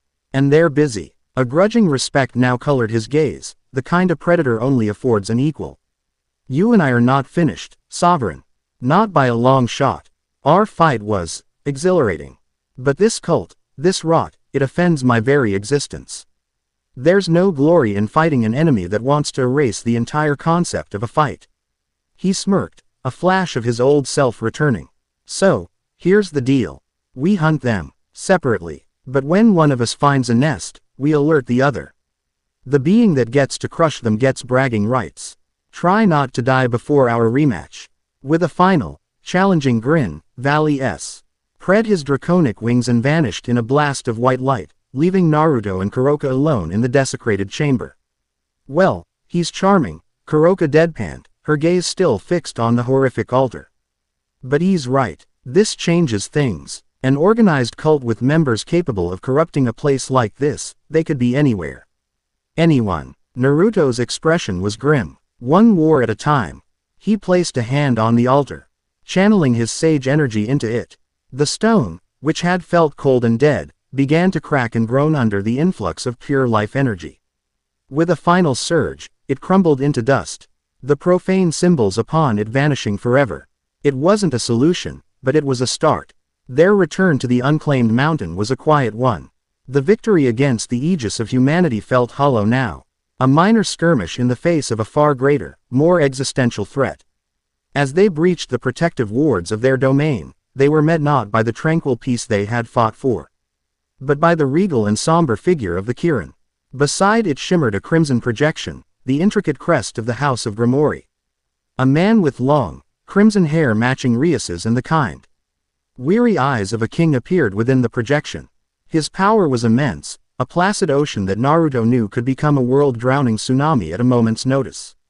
This was Sears's Lucifer, one of the four great Satans.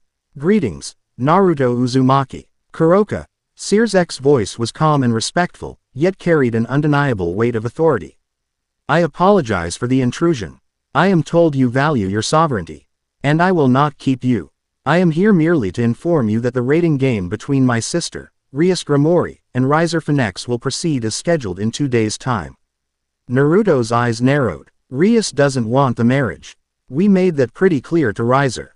A flicker of regret crossed the Satan's face. Indeed. And I am personally grateful for your intervention on my sister's behalf. However, the political pressures from the pillars of the old guard are immense. The Phoenix clan is demanding the contract be honored. To refuse would cause a political schism we cannot afford. Not with new threats emerging. His eyes held a knowing look, suggesting he was aware of more than just their scuffle with Riser. My hands are tied. The game will proceed. Rias understands her duty. The projection faded, leaving a heavy silence in its wake. Kuroka let out a long, frustrated sigh. And there it is. The gilded cage. Duty, honor, politics, all just pretty words for chains. She looked at Naruto, whose face had become an unreadable mask of stone. She knew that look. It was the same cold, quiet resolve he'd worn just before he had dismantled Riser's peerage. You're going to get involved, aren't you? She asked, though it wasn't a question. That girl Riser hit, Naruto said, his voice dangerously low. Her eyes. I've seen that look before. The look of someone who believes they're worthless. That they deserve the pain. Riser's whole peerage is full of girls who look like that. They're trapped. Rias is trapped. It's wrong. It is their system, their mess, Kuroka countered. Playing the devil's advocate, needing to hear his conviction in his own words. Getting involved on that scale, in the heart of their world, will do more than just paint a target on our backs. It will be like declaring war on their entire way of life. Maybe their way of life needs a war, he shot back, his blue eyes flashing with a fire she had not seen since their own world's war. I made a promise. I see the strong preying on the weak, I intervene. I'm not going to stand by and watch a good person be sacrificed and a dozen others be condemned to a life of abuse just because it's politically convenient. He turned to her, his expression softening. You broke out of your cage to protect your sister. How can I not do the same when I have the power to break the bars for them? Kuroka's heart swelled. This was the man she had agreed to marry. Not just a vessel of immense power, but a force of unwavering principle. She sidled up to him, wrapping her arms around his saint and resting her head against his chest. I knew you were going to say that. You're a hopeless hero, you know that, Nya tilde. She purred. So what's the plan, my sovereign? Crash the wedding. A slow, dangerous grin spread across Naruto's face. No, we're not going to crash it. We're going to make them an offer they can't refuse. The next day, a magical communication circle flared to life in the office of Searzek's Lucifer himself. Graphia Lucifuge, his queen and wife, moved to intercept it, but Searzek's held up a hand. The energy signature was unmistakable. Naruto's voice, calm and clear, echoed through the grand office. Broadcast on a channel that was monitored by every major house in the underworld. To Riser Phoenix of the House of Phoenix, the message began, formal and direct. I, Naruto Uzumaki, sovereign of the unclaimed mountain, issue a formal challenge. Our previous encounter was interrupted. I wish to finish it. We will have a duel, one-on-one, to settle all matters between us. In the Phoenix family estate, Riser, who had been ranting for a day about his humiliation, stopped and listened, a slow, malicious grin spreading across his face. Naruto's voice continued, the duel will be held in the Asmodeus Arena. Prior to your scheduled rating game with Rias Grimori. The stakes are as follows. If you are victorious, I and my domain will submit to the authority of the House of Phoenix. A murmur went through the listening houses. The offer was monumental. However, if I am victorious, two conditions must be met. First, your engagement to Rias Grimori is declared null and void, permanently. Second, and most importantly, every single member of your peerage is to be granted their unconditional and immediate freedom, their contracts with you dissolved, their chess pieces removed. With no retribution from your house. The underworld exploded. It was a challenge of breathtaking arrogance and audacity. To demand the emancipation of a high-class devil's entire peerage was an unprecedented insult. A direct attack on the very foundation of the peerage system. Riser began to laugh, a loud, booming sound filled with fury and glee. This peasant, this nobody, was offering him everything on a silver platter. The chance to restore his honor, to claim a new, powerful territory, and to enslave an SS-class criminal. The fool was digging his own grave. I, Riser Phoenix, he broadcast back, his voice dripping with arrogance, accept your challenge. Within the hour, it was official. The Grimori Phoenix rating game was postponed. In its place, the duel for the fate of 2H. Houses and the freedom of a peerage was sanctioned. It was to be the greatest spectacle the underworld had seen in a century. The Asmodeus Arena was a colossal structure, a monument to the devil's love of grand combat. Thousands of devils from every rank of their society filled the stands, their excited chatter a constant hum. In a lavish skybox sat the four great Satans, Searzek, the fiery and bubbly Seraphol Leviathan, the calculating Ajuka Beelzebub, and the reclusive Falbium Asmodeus. Among the nobles in a lower, yet still prestigious, section sat a quiet, unassuming devil lord. Lord Zapar, of the nearly extinct House of Zapar. He was known as an arcane scholar, a recluse who rarely attended such public events. He watched the arena floor not with the bloodlust of the crowd, but with the detached, chilling curiosity of a scientist observing a specimen. His eyes held a depth that seemed to drink the light, a silent, knowing emptiness.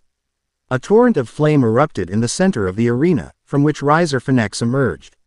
His arms spread wide to accept the roar of the crowd. He was in his element, a peacock preening for an audience. Then, from the opposite gate, Naruto and Kuroka entered.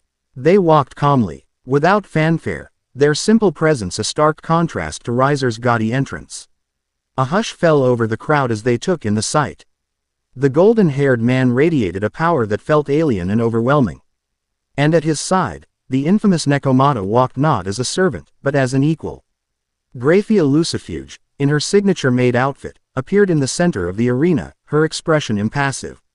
The rules are simple. The battle is over when one combatant is killed, rendered unconscious, or concedes. The stakes have been agreed upon and are magically binding. Do the combatants have any final words?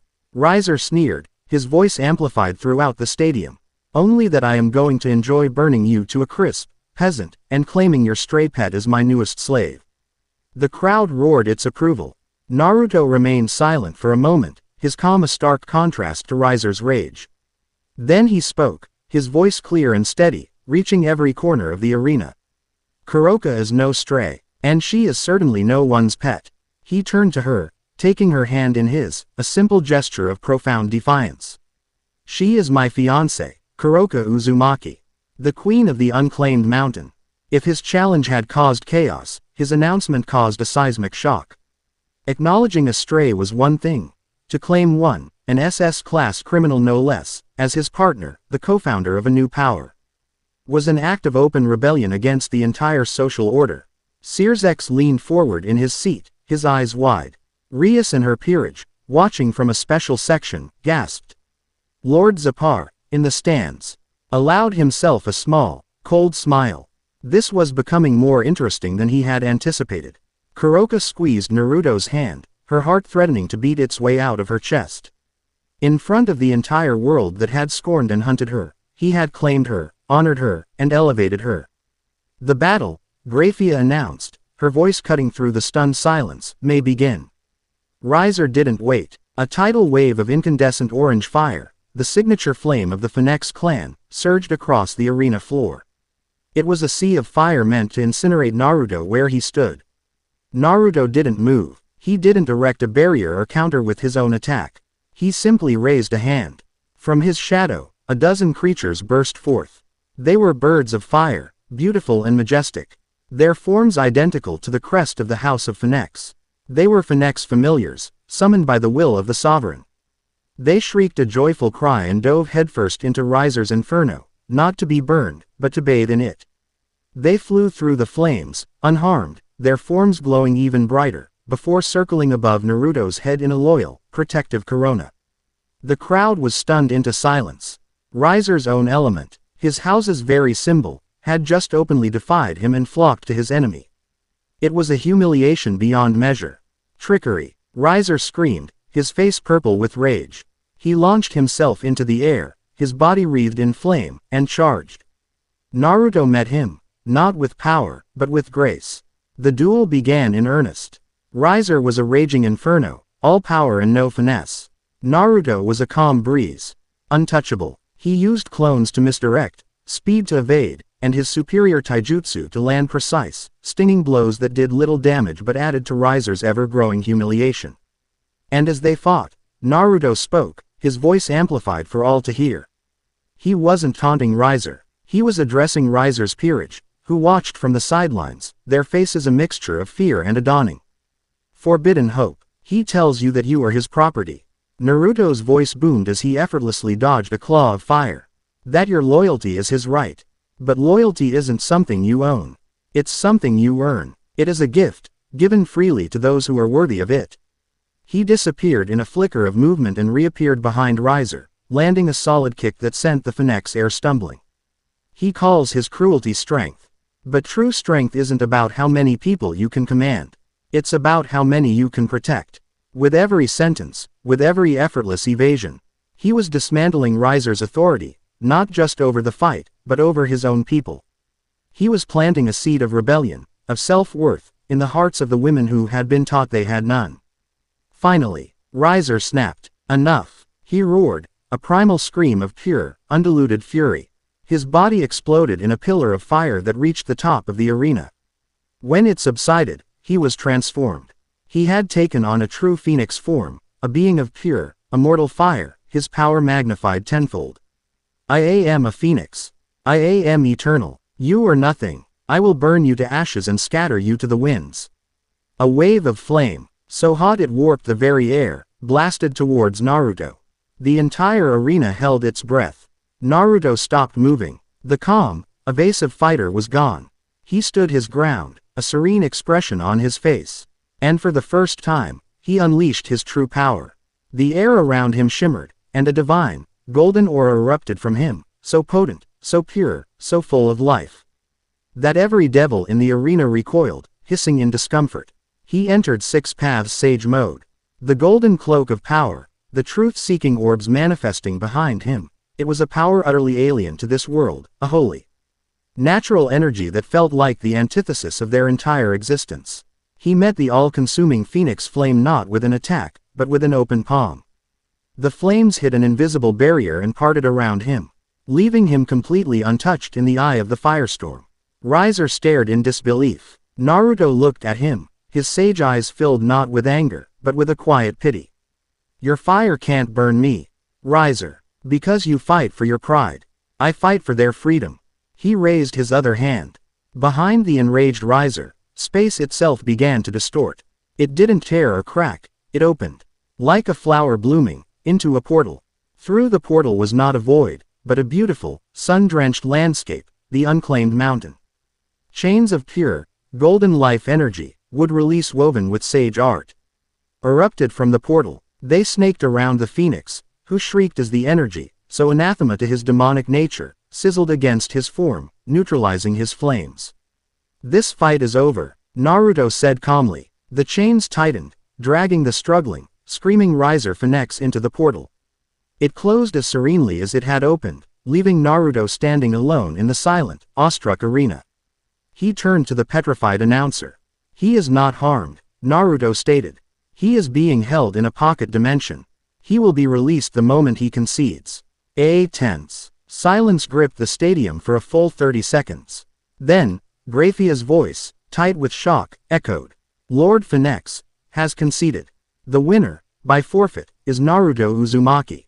For a moment, there was nothing. Then the arena erupted. It wasn't a cheer of celebration, but a chaotic explosion of 1,000 different emotions. Shock, fear, confusion, and for some, a glimmer of excitement. On the sidelines, Riser's peerage stood frozen. Then, Yubeluna, his queen, led them forward. They stopped before Naruto and, in a gesture that stunned the underworld, they all bowed deeply. You have given us a gift we never thought possible, Yubeluna said, her voice trembling. Our freedom. Thank you. They did not offer to serve him. He hadn't won them as a prize. He had set them free. Rias and her peerage rushed onto the arena floor, their faces radiant with relief and gratitude. Naruto, I don't know how to thank you, Rias said, her eyes shining. From his skybox, Sears X Lucifer stared down at the golden-haired man, a complex, calculating expression on his face. This was not a mere powerhouse. This was a king, a philosopher, a revolutionary. A being who had, in a single afternoon, challenged the foundations of their society and won. And in the stands, Lord Zapar smiled. He had seen past the flashy moves and the overwhelming power. He had seen the nature of Naruto's ability, the power to impose his will upon reality, to create a domain, to command life. It was a power that resonated with the void in a fascinating, inverted way. The Silent End had been searching for a key, a vessel, a perfect catalyst to usher in the great silence. And they may have just found it. Chapter 5 End. Chapter 6. An Unholy Alliance. The victory in the arena brought Naruto no joy, only a profound sense of exhaustion. The roars of the stunned crowd, the fearful respect from the devil nobility, the heartfelt gratitude from Rias Grimori, it all felt distant, like noise from behind a thick wall of glass. He had won, but he had also thrown a boulder into a very deep, very dark pond, and now he had to wait for the ripples.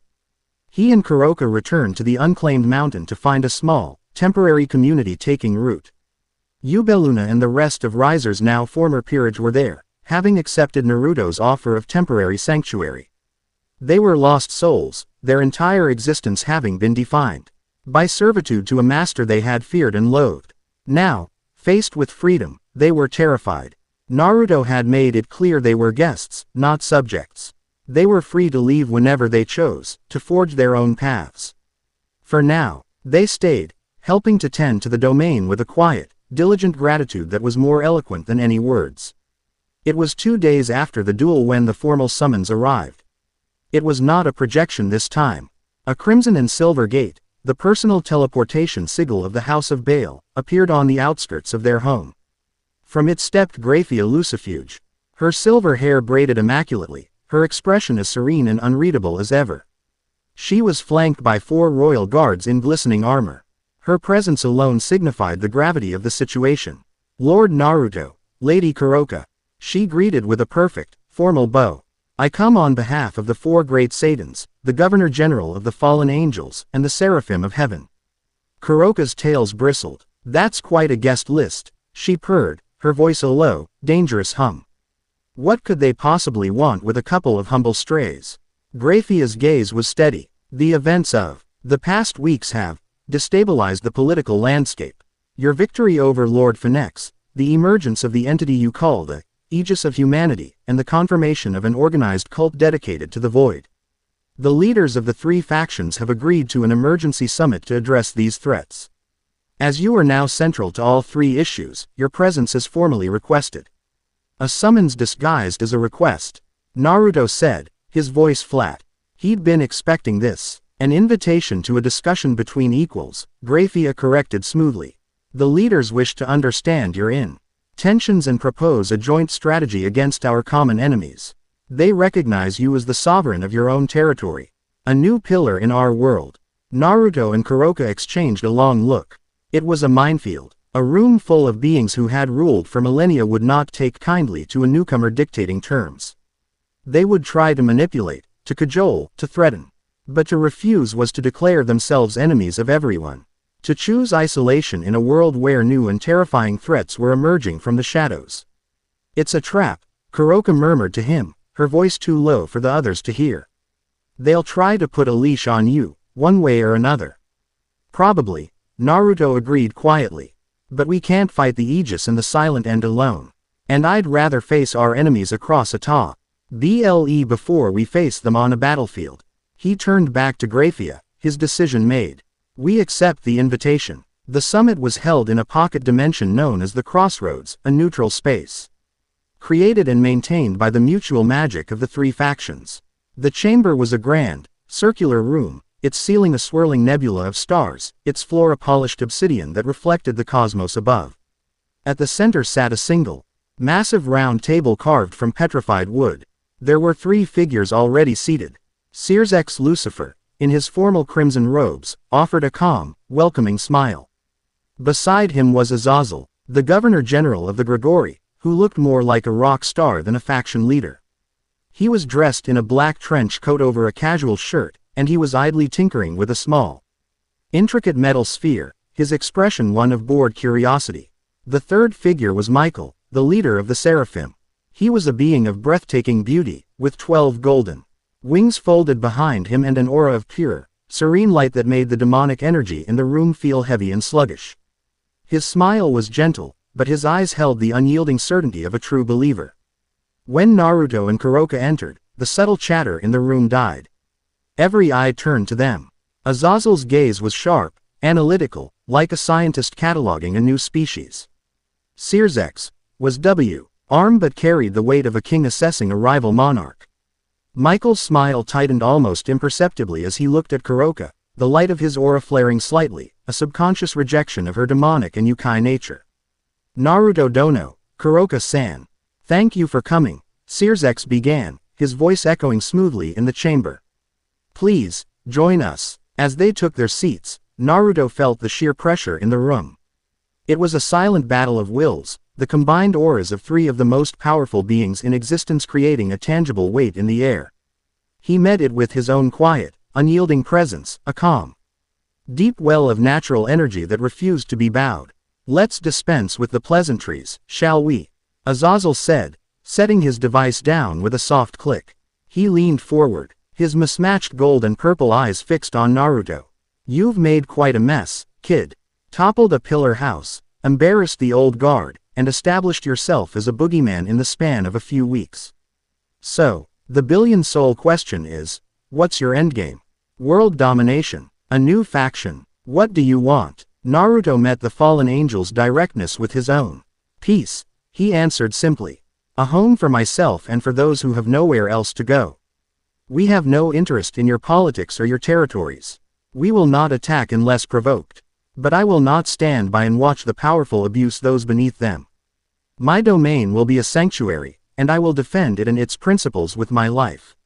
Michael's voice was like the chiming of bells, soft yet resonant. A noble goal, however. Your very existence is a provocation to the established order. And you have aligned yourself with a notorious stray, he said, his gaze finally resting on Kuroka. It wasn't hostile, but it was filled with a deep, sorrowful judgment. There is always a path to redemption, child of darkness. Heaven would be willing to guide you to the light. Kuroka let out a low, dangerous purr. I'm quite happy with my shade of gray. Thank you very much, Goldwing. And I already have a sovereign. I don't need a savior. Before the tension could escalate, Sirzex intervened. Kuroka's past is a matter for another time.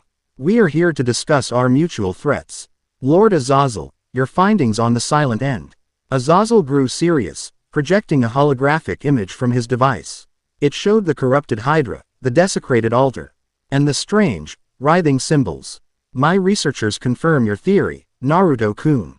This isn't just random monstrous activity. It's an organized cult. We've cross-refer NCED these symbols with ancient texts predating the Great War. They refer to a primordial entity of pure nothingness. The texts are fragmented, but they all agree on one thing.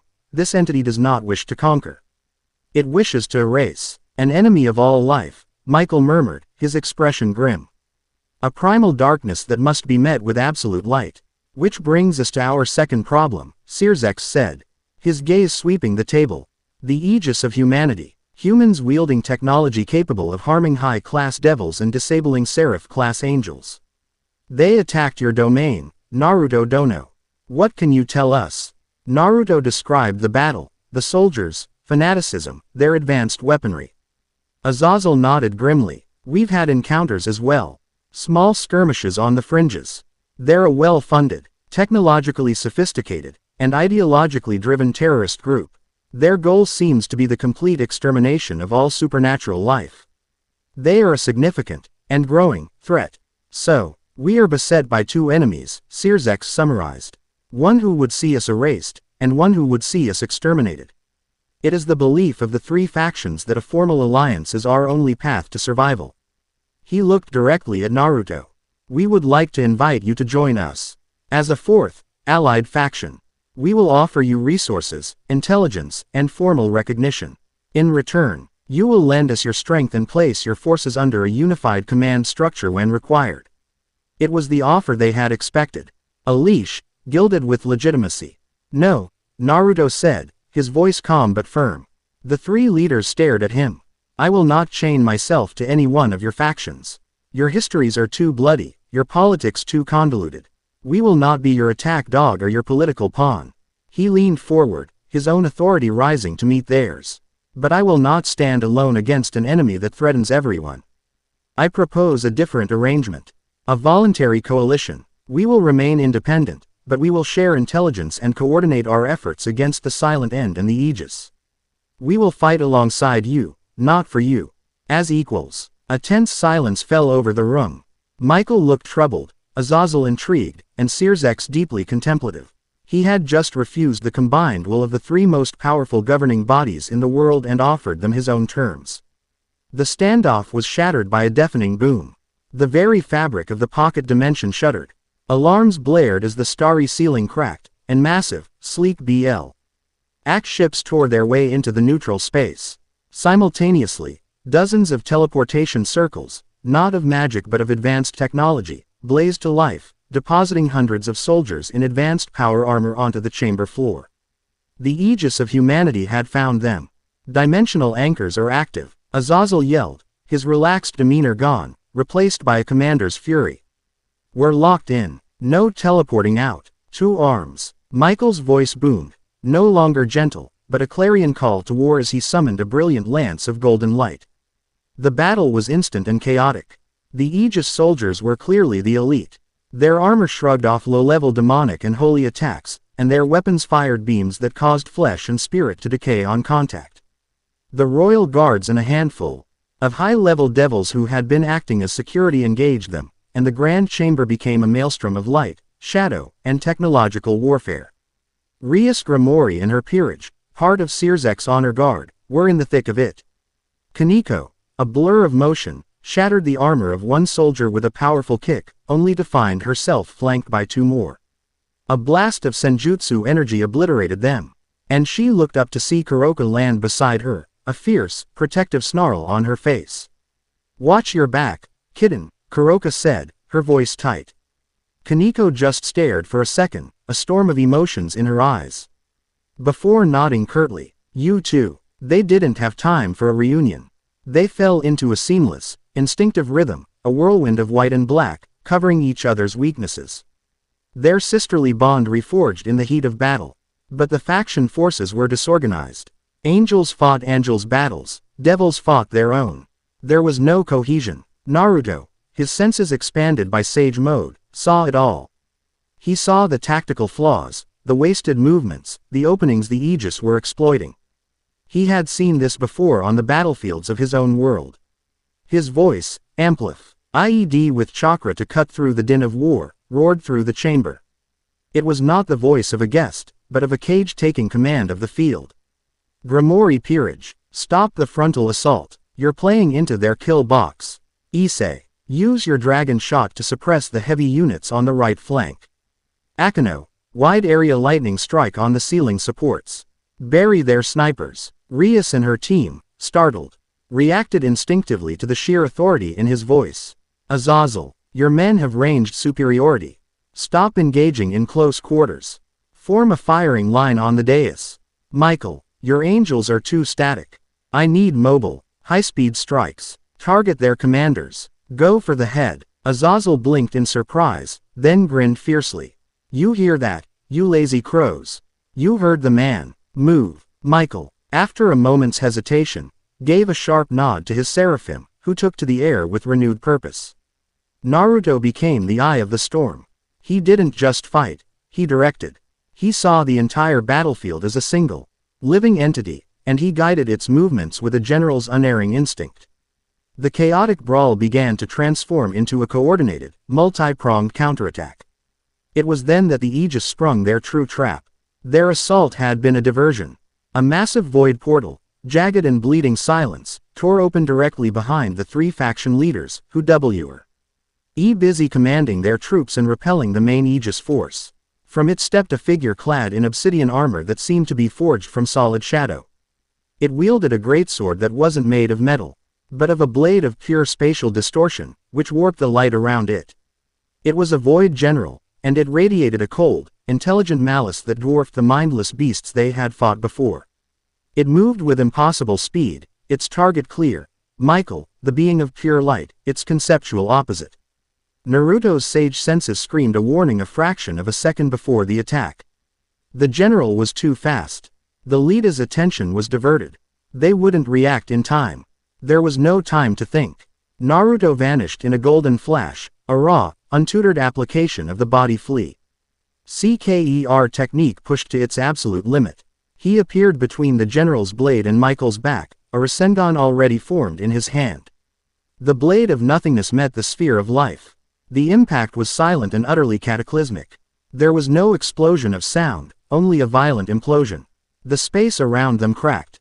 The life energy of the Rasengan and the erasing properties of the void blade annihilated each other in a flash of black and gold. The shockwaves sent everyone, angel, devil, and human alike, flying. Naruto was thrown back, his arms screaming in agony, seared by the touch of the void. The general stumbled back, a deep, crackling crater in its chest where the Rasengan had connected, proving it was not invincible. The 3 leaders, now fully aware of the new threat, converged on the spot. "You dare raise a hand against creation itself?" Michael's voice thundered with divine wrath. The general didn't speak. It simply raised its sword for another strike. But now it faced not one, but four. Searsx unleashed his power of destruction. Azazel fired a volley of light spears from an artificial sacred gear, and Michael summoned a storm of holy fire, all while Naruto provided cover. His remaining truth-seeking orbs forming a defensive shield. Pressed by their combined might, the Void General chose to retreat. It melted back into its portal, which snapped shut, but not before all four leaders got a clear look at the cold, calculating intelligence in its glowing, empty eyes. The battle was over. The Aegis forces, their gambit failed and their command structure in disarray, were quickly subdued or eliminated. The chamber was a ruin, littered with the wreckage of advanced technology and the bodies of guards and invaders.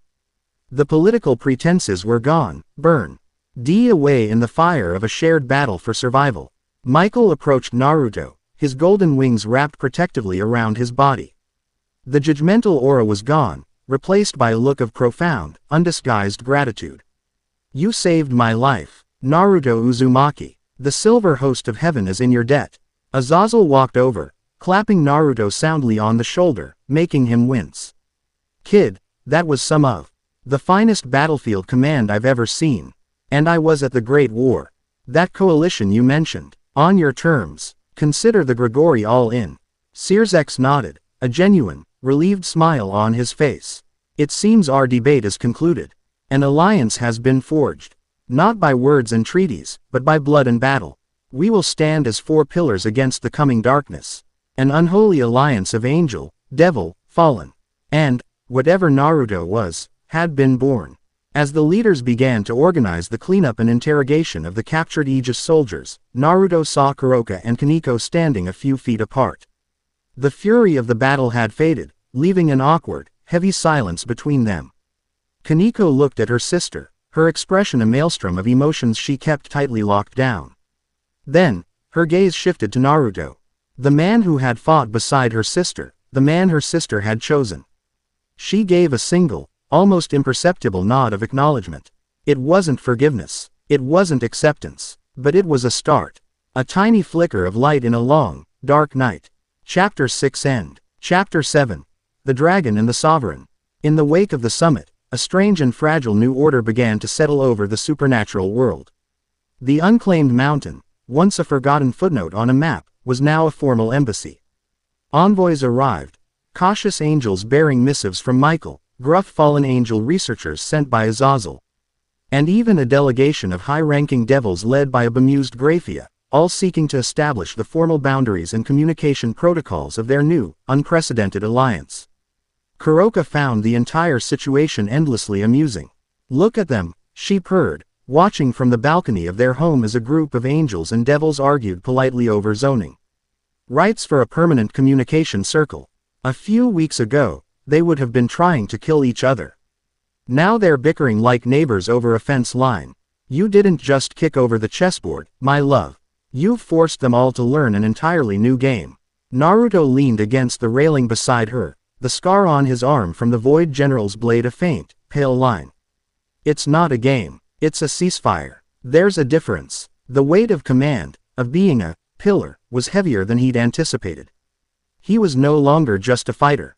He was a statesman, a diplomat. It was a role that fit him as poorly as a suit of formal armor.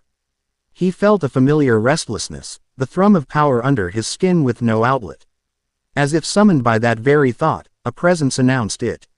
Self at the edge of their domain's wards. It was a colossal, spiky aura of draconic power, so potent it felt like a second sun had appeared on the horizon. It made no attempt at stealth. It was a clear, unignorable declaration.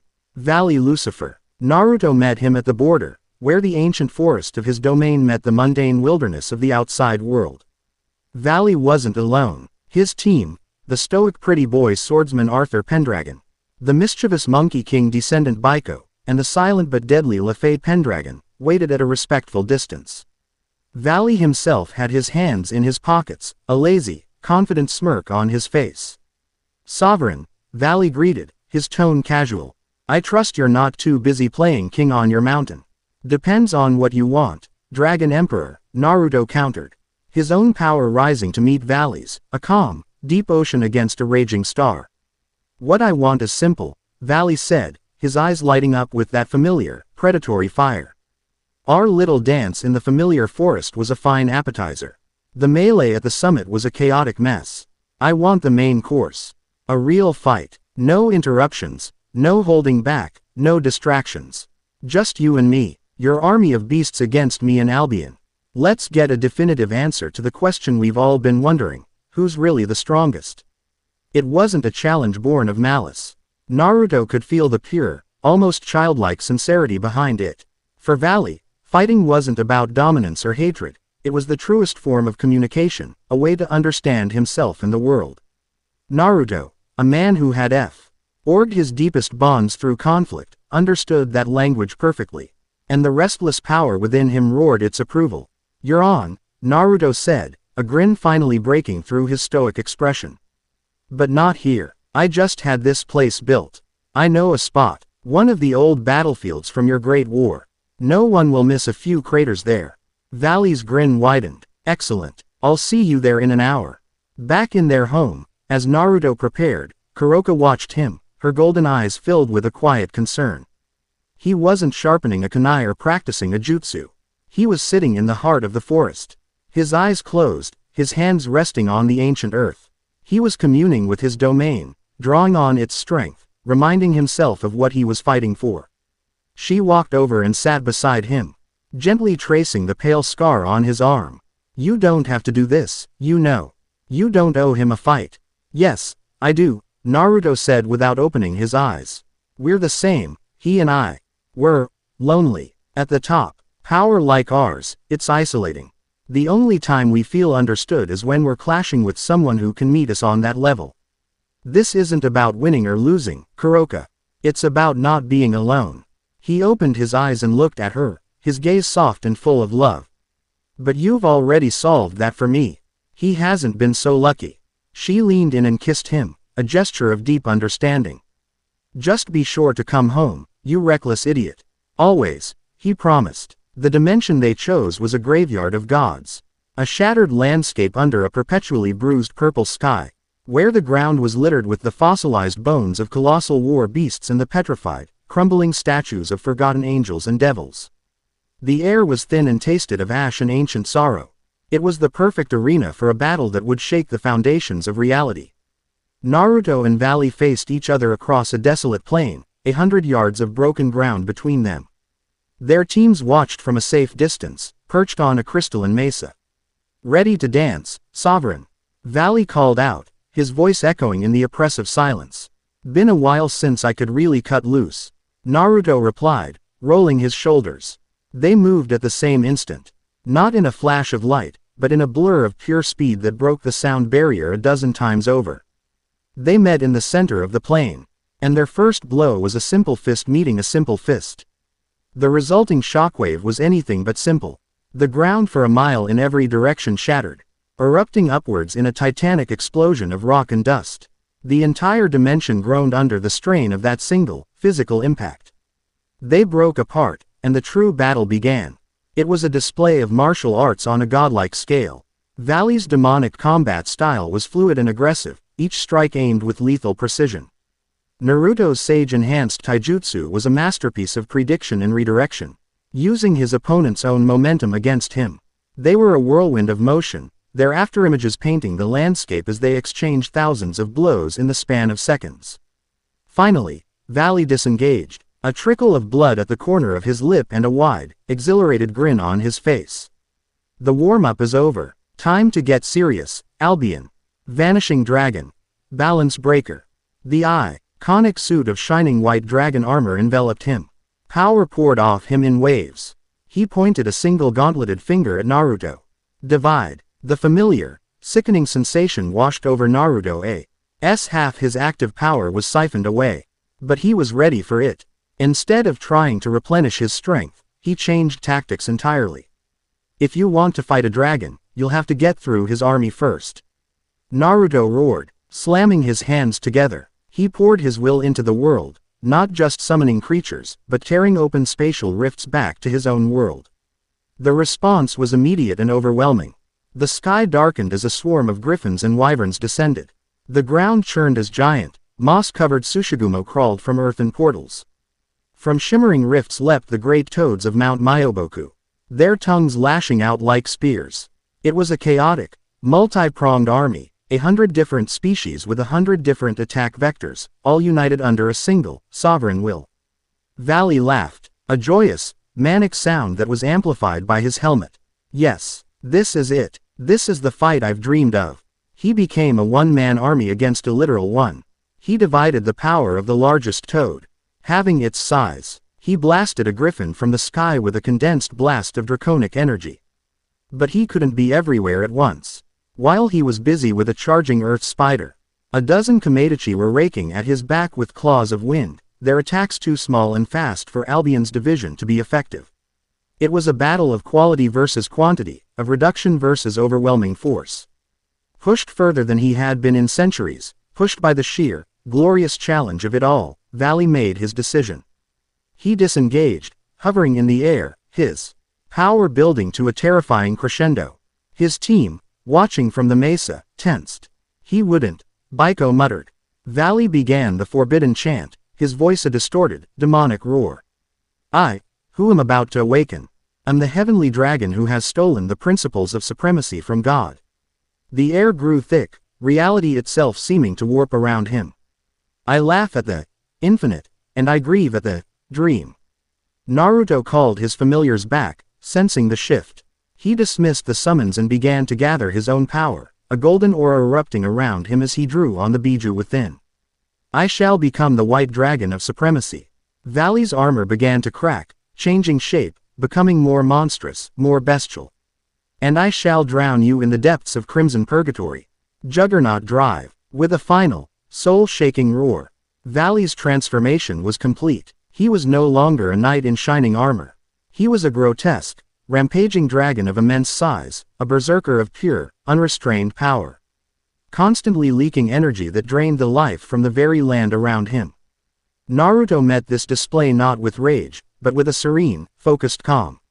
Let's show him what a real monster looks like, everyone. He entered his full six paths sage mode. His body was enveloped in a cloak of golden, divine chakra. 9 truth-seeking orbs hovered behind him. But he didn't stop there. He held out his hands. And from his own being erupted 9 colossal avatars of pure, golden energy. Shukaku, Matabi, Isobu, all 9-tailed beasts, reborn as constructs of his own power, stood behind him, a pantheon of gods ready for war. The berserker dragon roared and charged.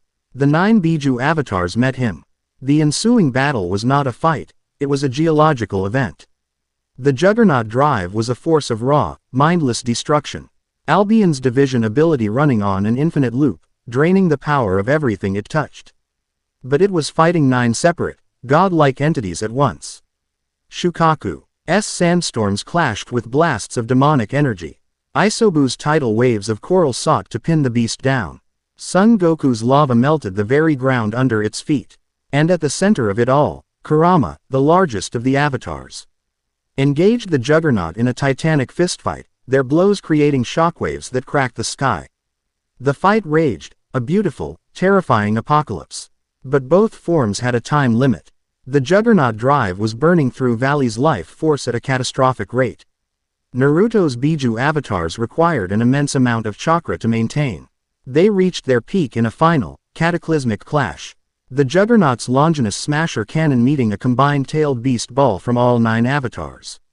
The resulting explosion was a silent, white detonation that vaporized a mountain range. When the light faded, the 2 combatants lay in the center of a mile-wide crater. Valley's armor had disintegrated, leaving him battered and bruised. Naruto's sage mode had faded, leaving him breathing heavily. His clothes torn. The Biju avatars were gone. They stared at each other across the blasted landscape, and then, simultaneously, they both began to laugh. It was a laugh of pure, unadulterated satisfaction. A draw. As they were slowly picking themselves up, a magic communication circle shimmered to life near Valley's team. Arthur Pendragon listened intently, his expression growing grim. Valley-sama, urgent report from Azazel-sama's intelligence network. A silent end cell is attacking the prison of the northern gods. They've breached the outer defenses. Their target is Fenrir. Valley, despite his exhaustion, was on his feet in an instant. The great wolf. In their hands, it would be a world-ending threat. He looked at Naruto, a new kind of fire in his eyes. The thrill of the duel was replaced by the cold focus of a warrior. Their fight was over. Their first joint mission had just begun.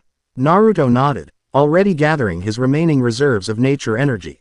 Let's go. They arrived in a realm of ice and shadow in the deepest part of the underworld. A vast, frozen cavern was under assault. Dozens of silent end cultists in their dark, featureless robes were chanting. Their void magic forming shadowy chains that were straining to bind a creature of myth. Fenrir, a wolf the size of a mountain, was roaring in defiance, each one of its snapping jaws capable of biting a fortress in half. Its rage was causing avalanches, but the void chains were slowly sapping its strength, poisoning its spirit with their silent, erasing touch. They're trying to corrupt him. Kuroka yelled, appearing beside Naruto alongside Valley's team.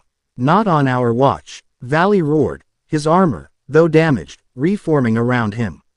They struck as one. There was no plan discussed, only a shared, instinctive understanding. Naruto didn't attack the cultists.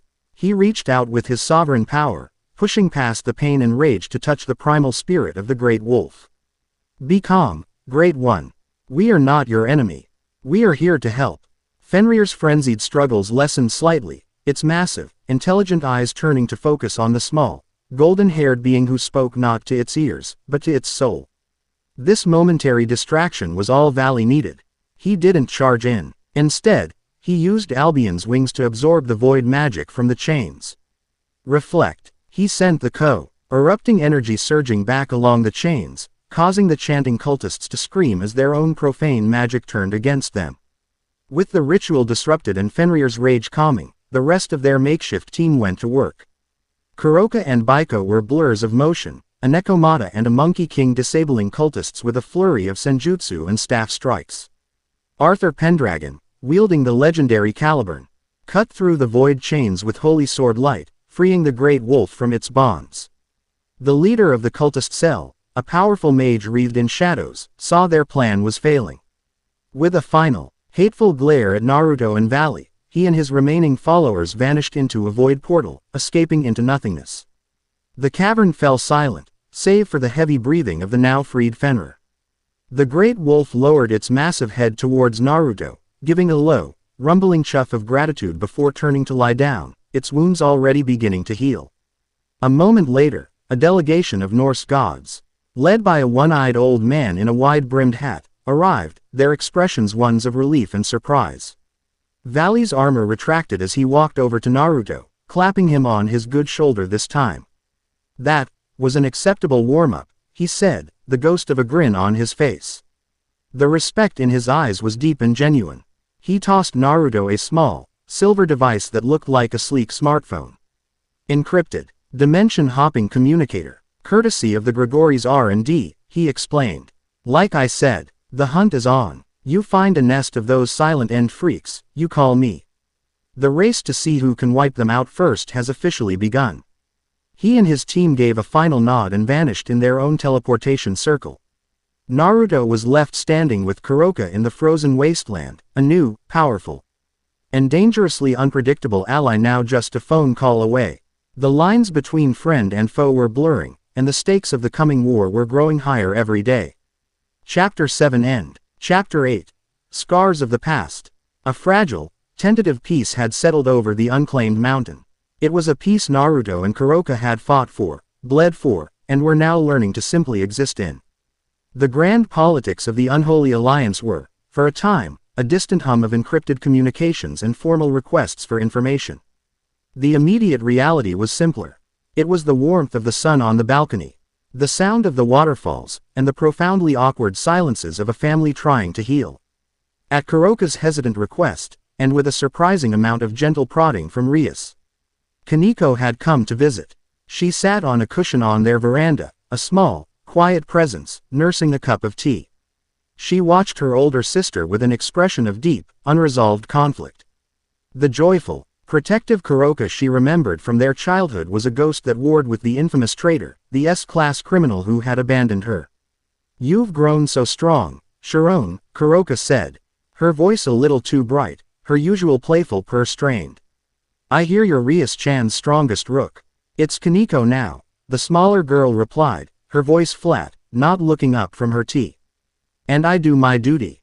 The words hung in the air, heavy and sharp. Duty. The very thing Kuroka had cast aside. The silence that followed was a chasm between them, years of pain, misunderstanding, and loneliness. Naruto, sitting with them, felt like an intruder on a sacred, painful memory. He was about to say something, anything to break the tension, when a subtle wrongness pricked at his sage senses.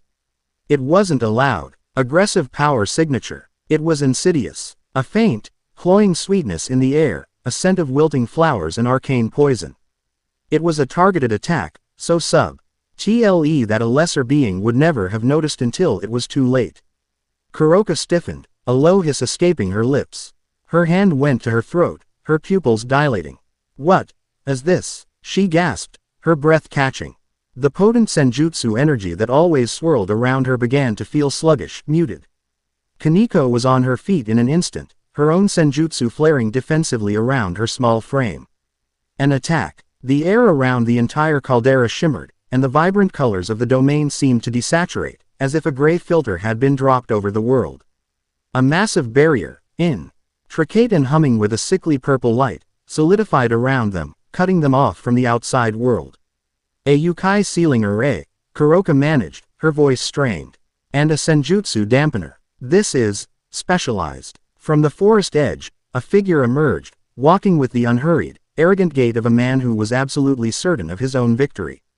He was a tall, handsome devil with sharp features and cold, analytical eyes. Dressed in the extravagant finery of the old nobility, he was flanked by a full peerage of grim-faced devils, each one radiating an aura of cold, professional competence. Of course it is specialized. Traitor, the man said, his voice a smooth, condescending baritone. I designed it myself, years ago. A precaution, should one of my dear brother's little pets ever get off its leash.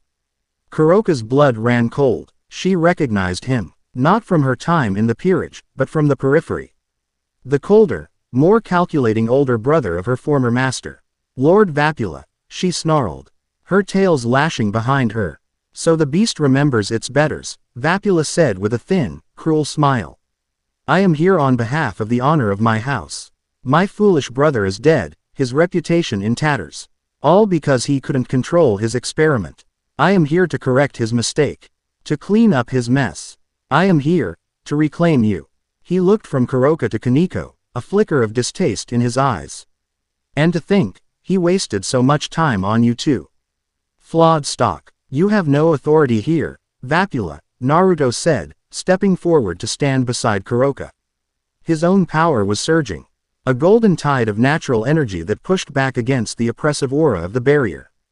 This domain is under my protection. Vapula laughed, a short, barking sound devoid of humor. Ah, the upstart sovereign. The peasant who stumbled into a crown. I've read the reports. Your power is impressive, I'll grant you. But you are meddling in affairs that are centuries old. The crime of a piece killing its king is absolute. Her betrayal is a stain on my family's name, and I will be the one to scour it clean. His cold eyes settled on Kuroka again, and his words became psychological venom. You thought you were saving your sister. You fool. You abandoned her. You left a child to face the scorn and suspicion of the entire underworld, all alone, while you ran and hid in the shadows like the coward you are. You didn't free her. You broke her. Kaneko flinched as if struck, Vapula's words hitting their mark, preying on the deepest insecurities she had held for years. Don't you dare speak to her, Kuroka hissed, her protective instincts overriding the effects of the poison. Oh, I'll do more than that, Vapula said. His peerage fanned out, their weapons drawn. They were not a standard set. One held a staff that pulsed with anti-magic light. Another's legs blurred, indicating impossible speed. A third carried a set of intricate chains designed to bind spiritual beings. They were a team of hunters. I will bring you back to my laboratories. I will dismantle you, piece by piece, and learn exactly where my brother's research went wrong. Your very existence will serve as a lesson to all strays who dare to dream of defiance. The battle began. Vapula's peerage moved with the deadly efficiency of a practiced team. The speedster, a knight, darted in to test their defenses. The anti-magic specialist, a bishop, began a chant to weaken their power further. Naruto moved, a blur of gold and black. He appeared before the charging knight, his hand intercepting the devil's magically enhanced sword. He didn't break it, he just held it, his grip absolute. He looked over his shoulder at Kuroka, whose face was a mask of rage and pain. This is your past, Kuroka. Your fight. Face him. Then he turned his gaze to the stunned peerage before him. But I've got your back. No one lays a hand on her. You want to get to the queen. A second Naruto, a perfect shadow clone, appeared beside him, then a third. And a fourth. You'll have to get through her king and his court first. He drew a line in the dirt with his heel.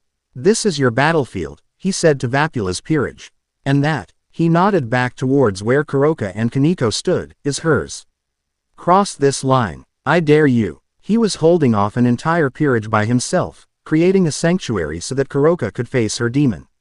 It was the most profound declaration of trust and love he could have made. Kuroka turned to face Vapula, her heart aching with gratitude. She looked at Kaneko, who stood frozen, her face pale with confusion and fear. Sharon. Kaneko, stay back. This is my burden. She lunged at Vapula, a storm of violet senjutsu condensing around her claws. Vapula met her charge with a cold smirk. He was a master of magical containment, and his fighting style was a cruel reflection of that.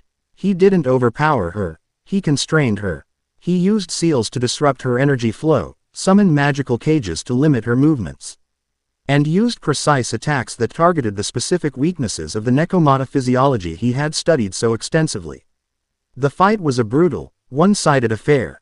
Within the dampening field, Kuroka was fighting at half strength, and Vapula was a perfect counter to her every move. He sent her crashing to the ground, her body riddled with energy burns and sealing marks. He stood over her, his foot on her back, pressing her into the dirt. You see, little sister. He called out to Kaneko, his voice dripping with condescending pity.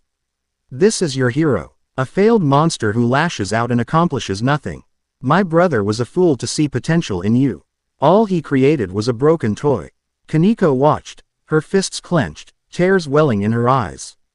The man's words, his tone, the way he spoke of her sister as a thing, it was the voice of their old master.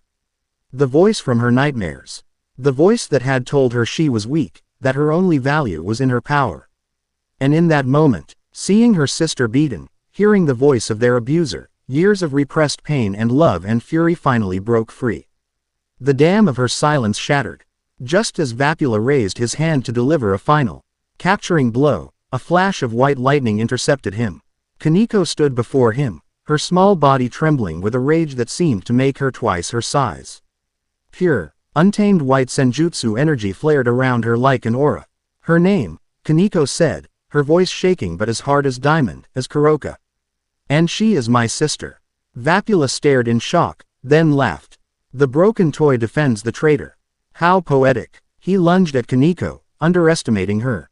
It was his final mistake. She met his charge with a punch that carried all the weight of her repressed grief and fury. The impact sent a shockwave through the air, and the great Lord Vapula was sent flying backwards, his fine robes torn, a look of utter disbelief on his face.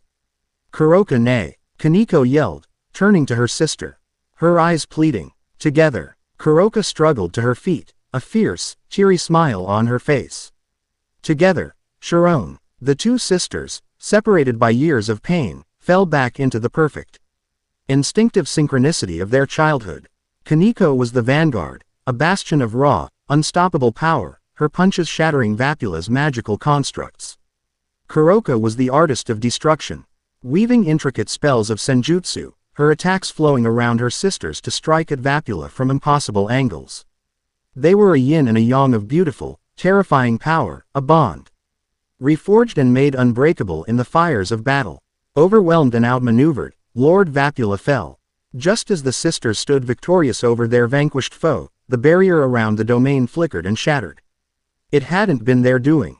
High above, a dozen Aegis of humanity ships descended, their weapons glowing. Soldiers in advanced, commander-class power armor deployed, surrounding the entire scene. Their leader, his helmet a skull-like visage of white and gold, landed before them. His synthesized voice was cold as the grave. 2 for 1. The devil who created a monster, and he monster who became a symbol for all strays. Today, justice will finally be served. Vapula, struggling to his knees, stared at the symbol on the commander's armor, a shattered scale. That mark, ABR. Axes, you're the boy from that village, you should be dead. The commander removed his helmet. His face was young, but his eyes were ancient, filled with a cold, burning hatred. My name is Castor Abraxas. And you are right, Lord Vapula. I should be dead, just like my parents, just like my entire village. His gaze swept the scene. A stray devil, an experiment your brother created and you helped cover up, burned my home to the ground. I was the only survivor. I learned a valuable lesson that day. Your kind, all of you, are a pestilence.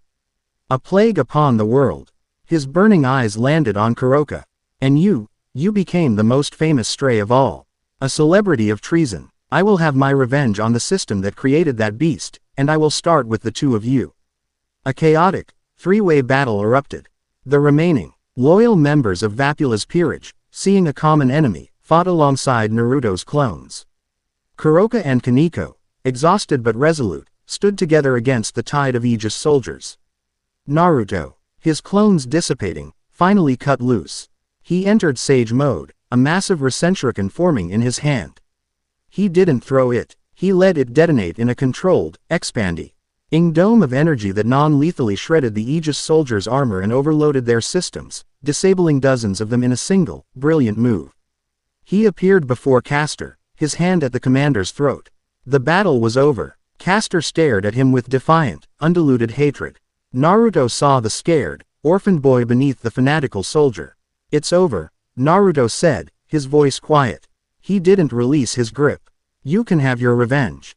Kill them. Kill me. Burn this mountain down. And you'll still be that same lonely boy, standing in the ashes of his home. Or you can stop. You can live. You can save what's left of your own humanity. The choice is yours. For a long moment, Castor's hateful glare warred with the flicker of the boy he once was. With a final, choked cry of rage and despair, he activated an emergency teleporter and vanished. In the aftermath, as the first light of dawn broke over the mountains, a Grimoire retrieval team arrived to take a defeated and disgraced Vapula and his peerage into custody. The scars of battle littered the domain, but the feeling was not one of loss, but of victory. Naruto stood on the veranda, watching the sunrise. Kuroka and Kaneko came to stand beside him. Kaneko looked up at her older sister, the years of pain and silence finally gone. I'm sorry, Ne-sama, she whispered. I'm the one who's sorry, Sharon, Kuroka replied, her own voice thick with tears as she pulled her sister into a fierce hug. I never should have left you alone. Naruto watched them, a soft smile on his face. His family, once just a ghost in his mind, was growing.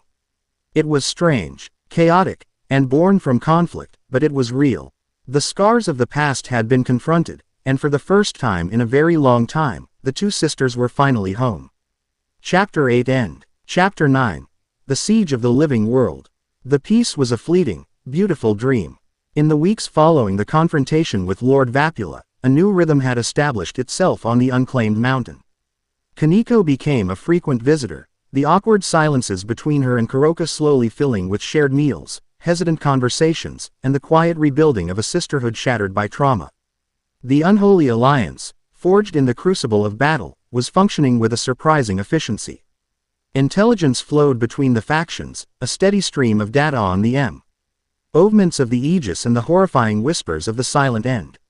For a brief, shining moment, it felt like they were prepared. It felt like they had a chance. But the silent end was not a conventional enemy. It did not amass armies or conquer territory. It worked like a cancer, spreading its cells through the secret, forgotten pathways of the world, preparing for a single, metastatic bloom. The warning came from Azazel, a frantic, encrypted message that bypassed all formal channels and appeared directly on the communicator he had given Naruto. It was a single, terrifying image, a map of the world's ley lines. The invisible rivers of magical energy that served as its circulatory system. Dozens of them, from the Amazon to the Himalayas, were being drained, their brilliant blue light turning a sickly, necrotic black. And they were all funneling to a single point, a nexus of catastrophic power deep beneath a small, unsuspecting town in Japan. Kuo. Before Naruto could even rally his allies, the ritual reached its apex. On the grounds of Kuo Academy, the world went silent. It wasn't a lack of noise, it was the presence of an anti-sound, a pressure that stole the air from lungs and muffled the frantic beating of hearts. Students on their way home from clubs stopped, looking up at the sky in confusion. The vibrant blue of the late afternoon sky was not darkening, it was fading, bleaching into a uniform featureless gray. Color seemed to drain from the world, leaving a monochrome landscape of impending dread. Then, with a soundless tear that was more felt than heard, reality broke. A jagged, black wound ripped open in the sky, stretching from one end of the town to the other. It did not swirl like a portal, it festered like a gangrenous gash, and from its depths, the nightmares came. An endless, pouring tide of void creatures. Hounds of pure shadow flowed from the rift like a river of ink. Winged, shrieking abominations with too many joints blotted out the gray sky. And behind them came the behemoths. Colossal things of shifting, amorphous darkness that crushed buildings to dust, the very ground they walked upon dissolving into gray, sterile sludge. The siege of the living world had begun. Rias Grimori and her peerage were the first to respond. They had been in their clubroom when the sky had broken. They were met with a scene from a forgotten layer of hell. Issei, boosted gear. Rias commanded, her own crimson power of destruction forming in her hands. Boost, boost, boost, boost. The dragonic power flared around Issei's arm as he unleashed a dragon shot. A blast of energy that could level a city block. It struck one of the smaller behemoths and was swallowed by its shadowy hide with barely a ripple. The creature didn't even seem to notice. Akino's holy lightning, Kiba's demonic swords. Gasper's time-stopping gaze. It was all a pittance against an infinite, uncaring tide. They were holding a shield of paper against a tsunami. Sona Citri in her street.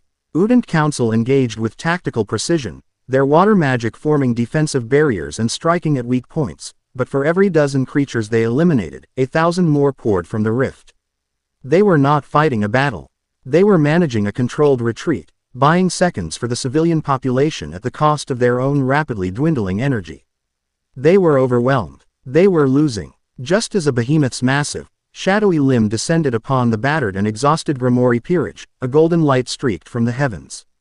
A massive, swirling shuriken of wind and chakra, larger than the behemoth itself, slammed into the creature. There was a silent, screeching implosion, and the monster, along with every void creature in a 3-block radius, was annihilated.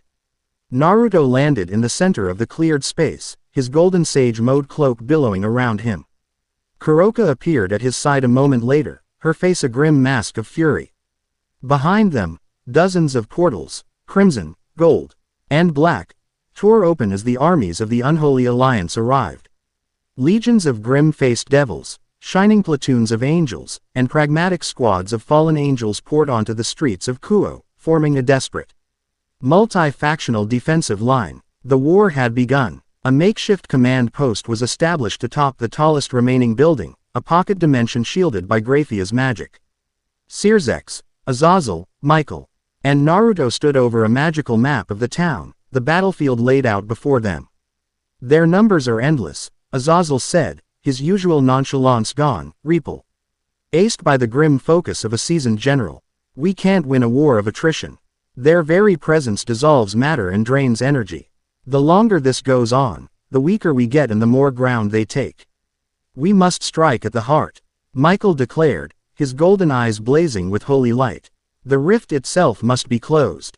It's not the source, Naruto said, his sage senses perceiving battlefield on a level the others couldn't. The rift is a symptom. It's being anchored from the ground, powered by the ley line nexus. The silent end cultists are down there, maintaining the ritual. That's our target, a strike team. Then, Cirzex concluded, but the main force of the Void Army is between us and the epicenter at the Academy. We'll never break through. Naruto looked at the teeming, endless horde of shadow. He saw the strained faces of the angels, the desperate defense of the devils. He saw a world on the brink of being erased. He closed his eyes. Then we'll just have to even the odds. He stood on the edge of the building, his feet planted, and reached out. Not with chakra, not with physical energy, but with the pure, undeniable will of the sovereign. He pushed his senses past Kuo, past Japan, spreading out across the entire planet like a wave. He touched the minds of sleeping dragons in the hearts of volcanoes, of ancient griffins nesting in the highest peaks of the Alps, of the wise and powerful Kirin on the hidden plains of Asia, of the great sea serpents that dreamt in the crushing blackness of the ocean's trenches. He did not send a request. He did not issue a command. He sent out a single, raw, universal feeling that every living thing with a spark of magic could understand. The great enemy is here. The silence has come to devour the world. Life itself is under siege. Answer the call. And the world answered. All across the embattled streets of Kuo, the air shimmered. Not with the precise geometry of magical portals, but with the wild, organic tearing of reality itself. From these natural gates, the Earth's own army arrived. A flight of 100 griffins, their eagle heads screeching a challenge, dove from a portal that smelled of the Scottish Highlands. A stampede of Kirin, their bodies crackling with pure, holy lightning, galloped from a rift that shimmered with the heat of the savannah. From a shimmering, watery portal, great scaled sea serpents rose, their bodies coiling around buildings as they unleashed torrents of high-pressure water. The age of myth had returned to fight its final battle. The faces of the faction leaders were a mask of pure, unadulterated shock. They were witnessing a power they hadn't dreamed possible. Naruto had just conscripted the entire planet's magical ecosystem into their war. With his new, impossible army, Naruto's strategy was swift and decisive. We can't let them concentrate their forces. We divide the battle. Michael, you take the skies. Your angels, Azazel's Grigori, and the dragons will hold back their aerial forces. Do not let a single one of them break through. Sirzex, you hold the ground. Your devils, Rias's and Sona's peerages, and the land-based familiars will form the main defensive line. Do not give them an inch. Valley and his team are on their way, they will reinforce you. He turned to Kuroka and a handful of the strongest and fastest fighters, Kiba, Akano, and Kaneko among them. We are the tip of the spear. We fight our way to the academy and we cut the head off the snake. Everyone else, your job is to buy us the time to do it. The war began in earnest. The sky became a beautiful, terrifying tapestry of golden light, holy fire, and dragon's breath clashing against a tide of winged, shadowy horrors. The streets became a grinding, brutal war of attrition, devilish power and the raw strength of the Tsushigumo and Kirin held the line against the endless, swarming horde. It was into this maelstrom that the Third Army arrived. A fleet of sleek, black egg, is of humanity ships breached the gray sky, their weapons glowing. Their programming was simple, their ideology absolute: destroy all supernatural threats. Their cannons opened fire, not just on the void creatures, but on the angels. On the devils, on the dragons. Castor Abraxas stood on the bridge of his flagship, his eyes cold behind his helmet's visor. He saw the world tearing itself apart, his two most hated enemies locked in a mutual struggle for destruction. This was the culmination of his life's work. All units, he commanded, his voice a synthesized rasp. Engage all non-human targets. Prioritize faction command structures. Purge them all. But the void did not discriminate. A colossal, whale-like leviathan of shadow, miles long, descended from the rift. It paid no mind to the faction war below. Its only instinct was to erase. A volley of Aegis missiles struck its hide and were absorbed without a trace. The Leviathan opened a maw that was a portal to nothingness and swallowed one of Castor's lead frigates whole. The ship, and its crew of 1,000 dedicated soldiers, simply ceased to be. Castor stared in horror. His men, his technology, his entire crusade, it was meaningless to this new threat. They were an afterthought. He watched as a squadron of angels, his sworn enemies, sacrificed themselves in a blaze of holy light to divert the Leviathan from crashing into a still populated section of the city. He saw devils fighting back to protect a human evacuation point. His entire worldview, a simple, rigid thing of black and white, was being shattered by the gray, silent apocalypse before him. Commander, his subordinate yelled, her voice frantic. The void entities are ignoring faction forces. They're concentrating on civilian centers. Commander, what are your orders? Castor looked at the battlefield. At his hated enemies dying to protect the very world he claimed to champion.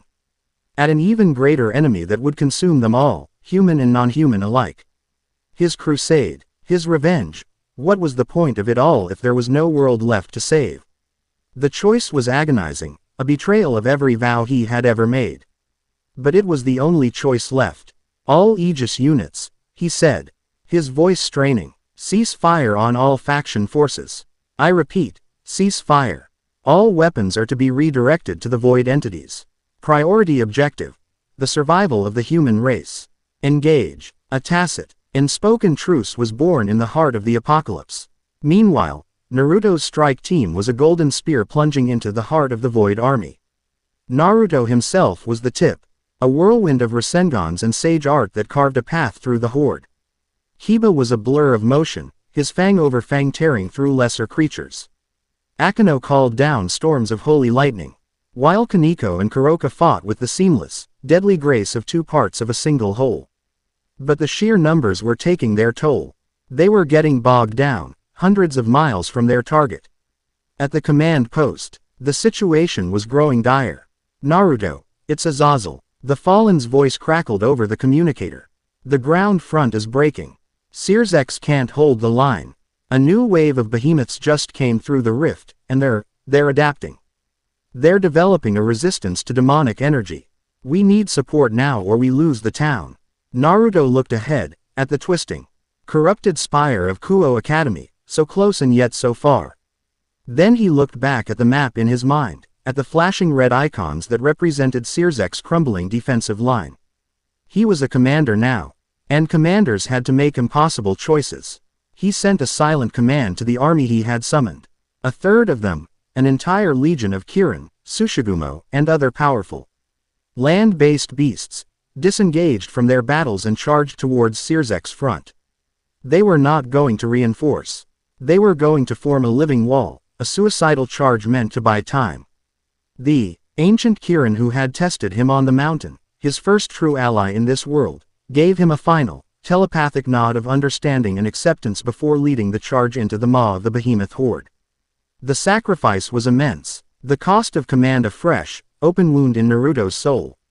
But it worked. The line held. It also left his own strike team dangerously exposed, their numbers and support drastically reduced. They finally broke through the last of the horde and stood before the corrupted grounds of Kuroka Academy. In the center of the schoolyard, a massive, pulsating altar of black, jagged stone was pulsing in time with the rift above. Around it stood the high priests of the Silent End.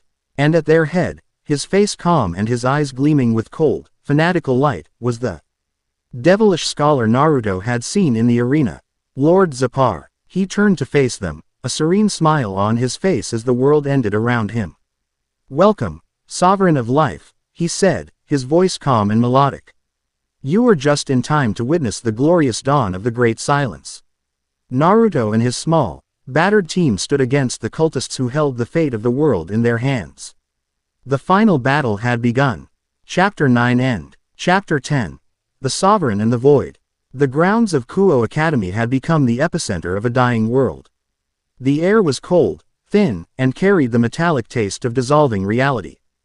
Before Naruto and his small, battered strike team stood the architects of the apocalypse, the high priests of the Silent End. At their head was Lord Zapar, his scholar's robes immaculate amidst the chaos.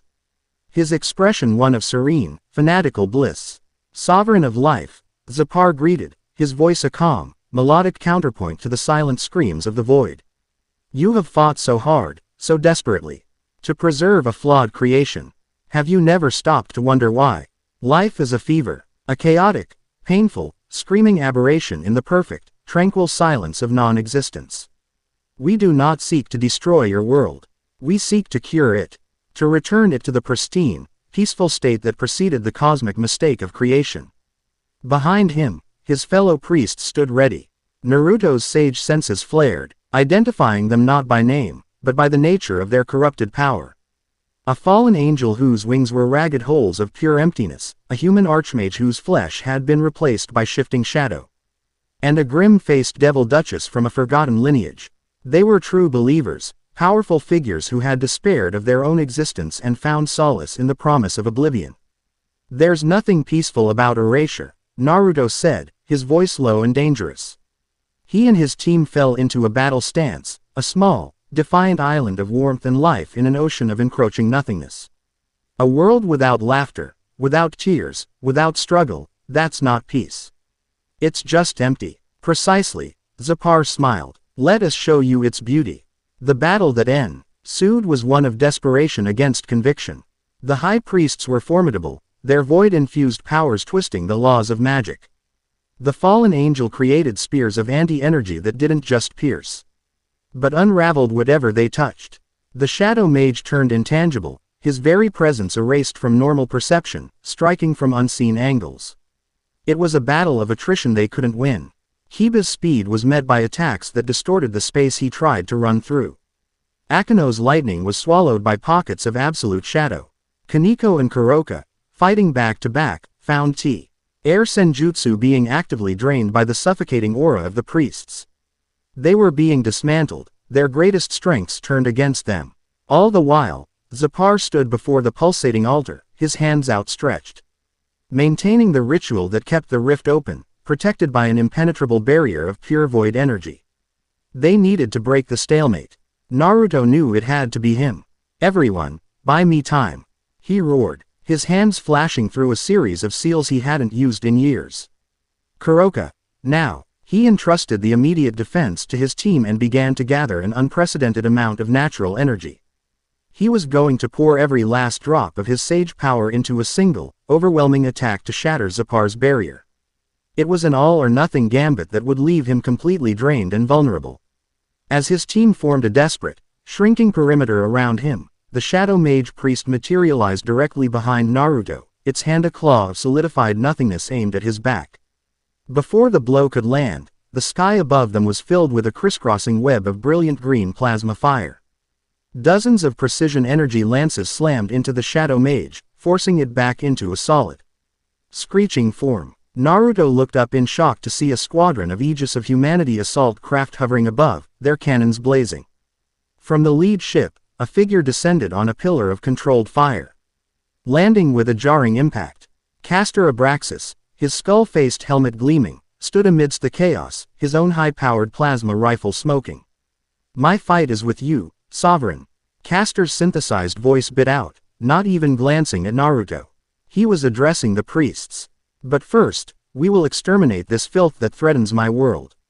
With a curt hand signal, his elite Aegis soldiers engaged, their advanced technology a surprising and effective counter to the Void's esoteric magic. Their plasma weapons weren't magical, and thus couldn't be easily dissipated. Their kinetic shields could withstand the life-draining auras. The enemy of his enemy had, in the final hour, become his battlefield brother. The tide turned, with the Aegis providing covering fire and taking the pressure off.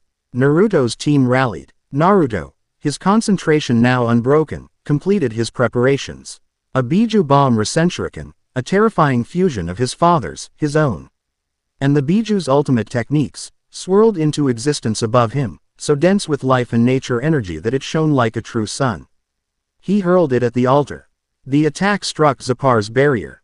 For a moment, the two opposing forces, the ultimate expression of life and the perfect defense of nothingness, were locked in a stalemate. Then, with a deafening crack that shattered the silence, the barrier broke. The Rasenshuriken detonated, and the ensuing explosion of pure, life-giving energy vaporized the high priests and shattered the physical structure of the altar. A wave of relief washed over the heroes. But it was short-lived. A dying, triumphant laugh echoed from where Zephyr had stood. "Fools," his voice whispered on the wind.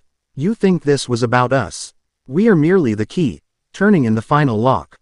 The shattered altar did not go dormant. Instead, the void energy it had been channeling imploded, and the great rift in the sky pulsed violently. A wave of pure, absolute nothingness washed over the battlefield. It wasn't an attack, it was a presence. From the ruined altar rose a figure. It was humanoid in shape, forged from a darkness so complete it seemed to have depth.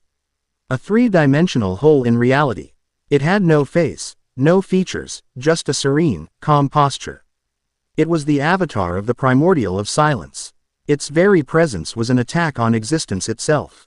The heroes felt their strength, their will, their very memories begin to fray at the edges, dissolving into the profound emptiness the avatar exuded. Rias and Issei, having finally broken through the front lines to join them, arrived just in time to feel the soul-crushing despair. Issei unleashed a full-powered Ascalon-enhanced dragon shot, a blast that could wound a god. It vanished a foot from the avatar's chest, utterly and completely unmade. This was not a foe they could fight. Not with fists, or swords, or magic. Naruto stood against the tide of despair, the force of his will the only thing keeping him from dissolving. He looked at the faces of his friends, at Kuroka's fierce defiance, at Kaniko's protective stance, at Castor's shocked horror. He felt the distant, struggling wills of Searzex, Michael, and Azazel. He felt the life of his world screaming in protest as it was being erased. And he realized the truth. You cannot punch the void. You cannot burn a shadow. You cannot fight nothingness with something. You must fight it with everything. He closed his eyes, not to gather energy, but to let it go. He released his hold on his own power and simply connected. He reached out with the filaments of his sovereign authority, not to command, but to bond. He connected to Kuroka, feeling her fierce, protective love for him and her sister. He connected to Kaniko, feeling the fresh, bright hope of her reforged family. He connected to Rias and her peerage, to their loyalty and friendship. He reached further, to Valley fighting with joyous abandon on the front lines, to Michael's unwavering faith, to Azazel's insatiable curiosity, to Searzek's heavy burden of leadership. He even connected to Castor, feeling the deep, aching grief for his lost family that fueled his burning hatred. He became a conduit, a nexus for the combined will of a world that refused to be silenced. He did not draw on their power. He channeled their feelings, their very essence. The love, the rage, the hope, the grief, the joy. The stubborn, irrational, beautiful refusal to cease existing. He became the embodiment of the chaotic, painful, screaming miracle that was life itself. A soft, multi-hued aura, like a rainbow woven from pure emotion, began to glow around him.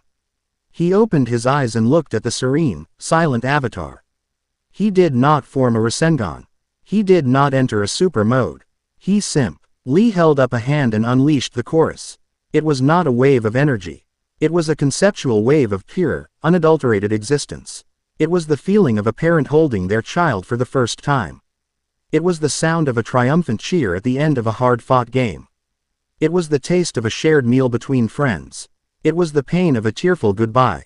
It was the quiet joy of a lover's embrace. It was the defiant roar of every soldier on the battlefield who refused to fall. It was every messy, beautiful, contradictory, and vibrant piece of what it meant to be alive, focused into a single, undeniable statement. We are here. The avatar of the void, the perfect expression of negation, could not exist in the face of such an absolute affirmation. It did not scream. It did not explode. It simply raised its head, as if listening to a beautiful, forgotten song, and then serenely dissolved, like a shadow meeting the dawn, its essence pushed back, vanished into the silent, deep abyss from whence it came. With the avatar gone, the great rift in the sky stitched itself closed. The gray, muted light was replaced by the warm, brilliant gold of the setting sun. And across the ruined city, the last of the void creatures crumbled into harmless dust. The war was over. A stunned silence fell over the world, followed by a single, ragged cheer that grew into a worldwide, exultant roar. In the ruins of the academy, the silence was broken by Castor Abraxas. He stood before Naruto, his expression hidden behind his helmet. The hatred in his posture was gone, replaced by a profound, soul-shattering uncertainty. This changes nothing between us, sovereign, he said, the words lacking their earlier conviction. But it changes everything else. He and his remaining Aegis forces ascended into the sky and vanished. Their future, and their crusade, now an unknown variable.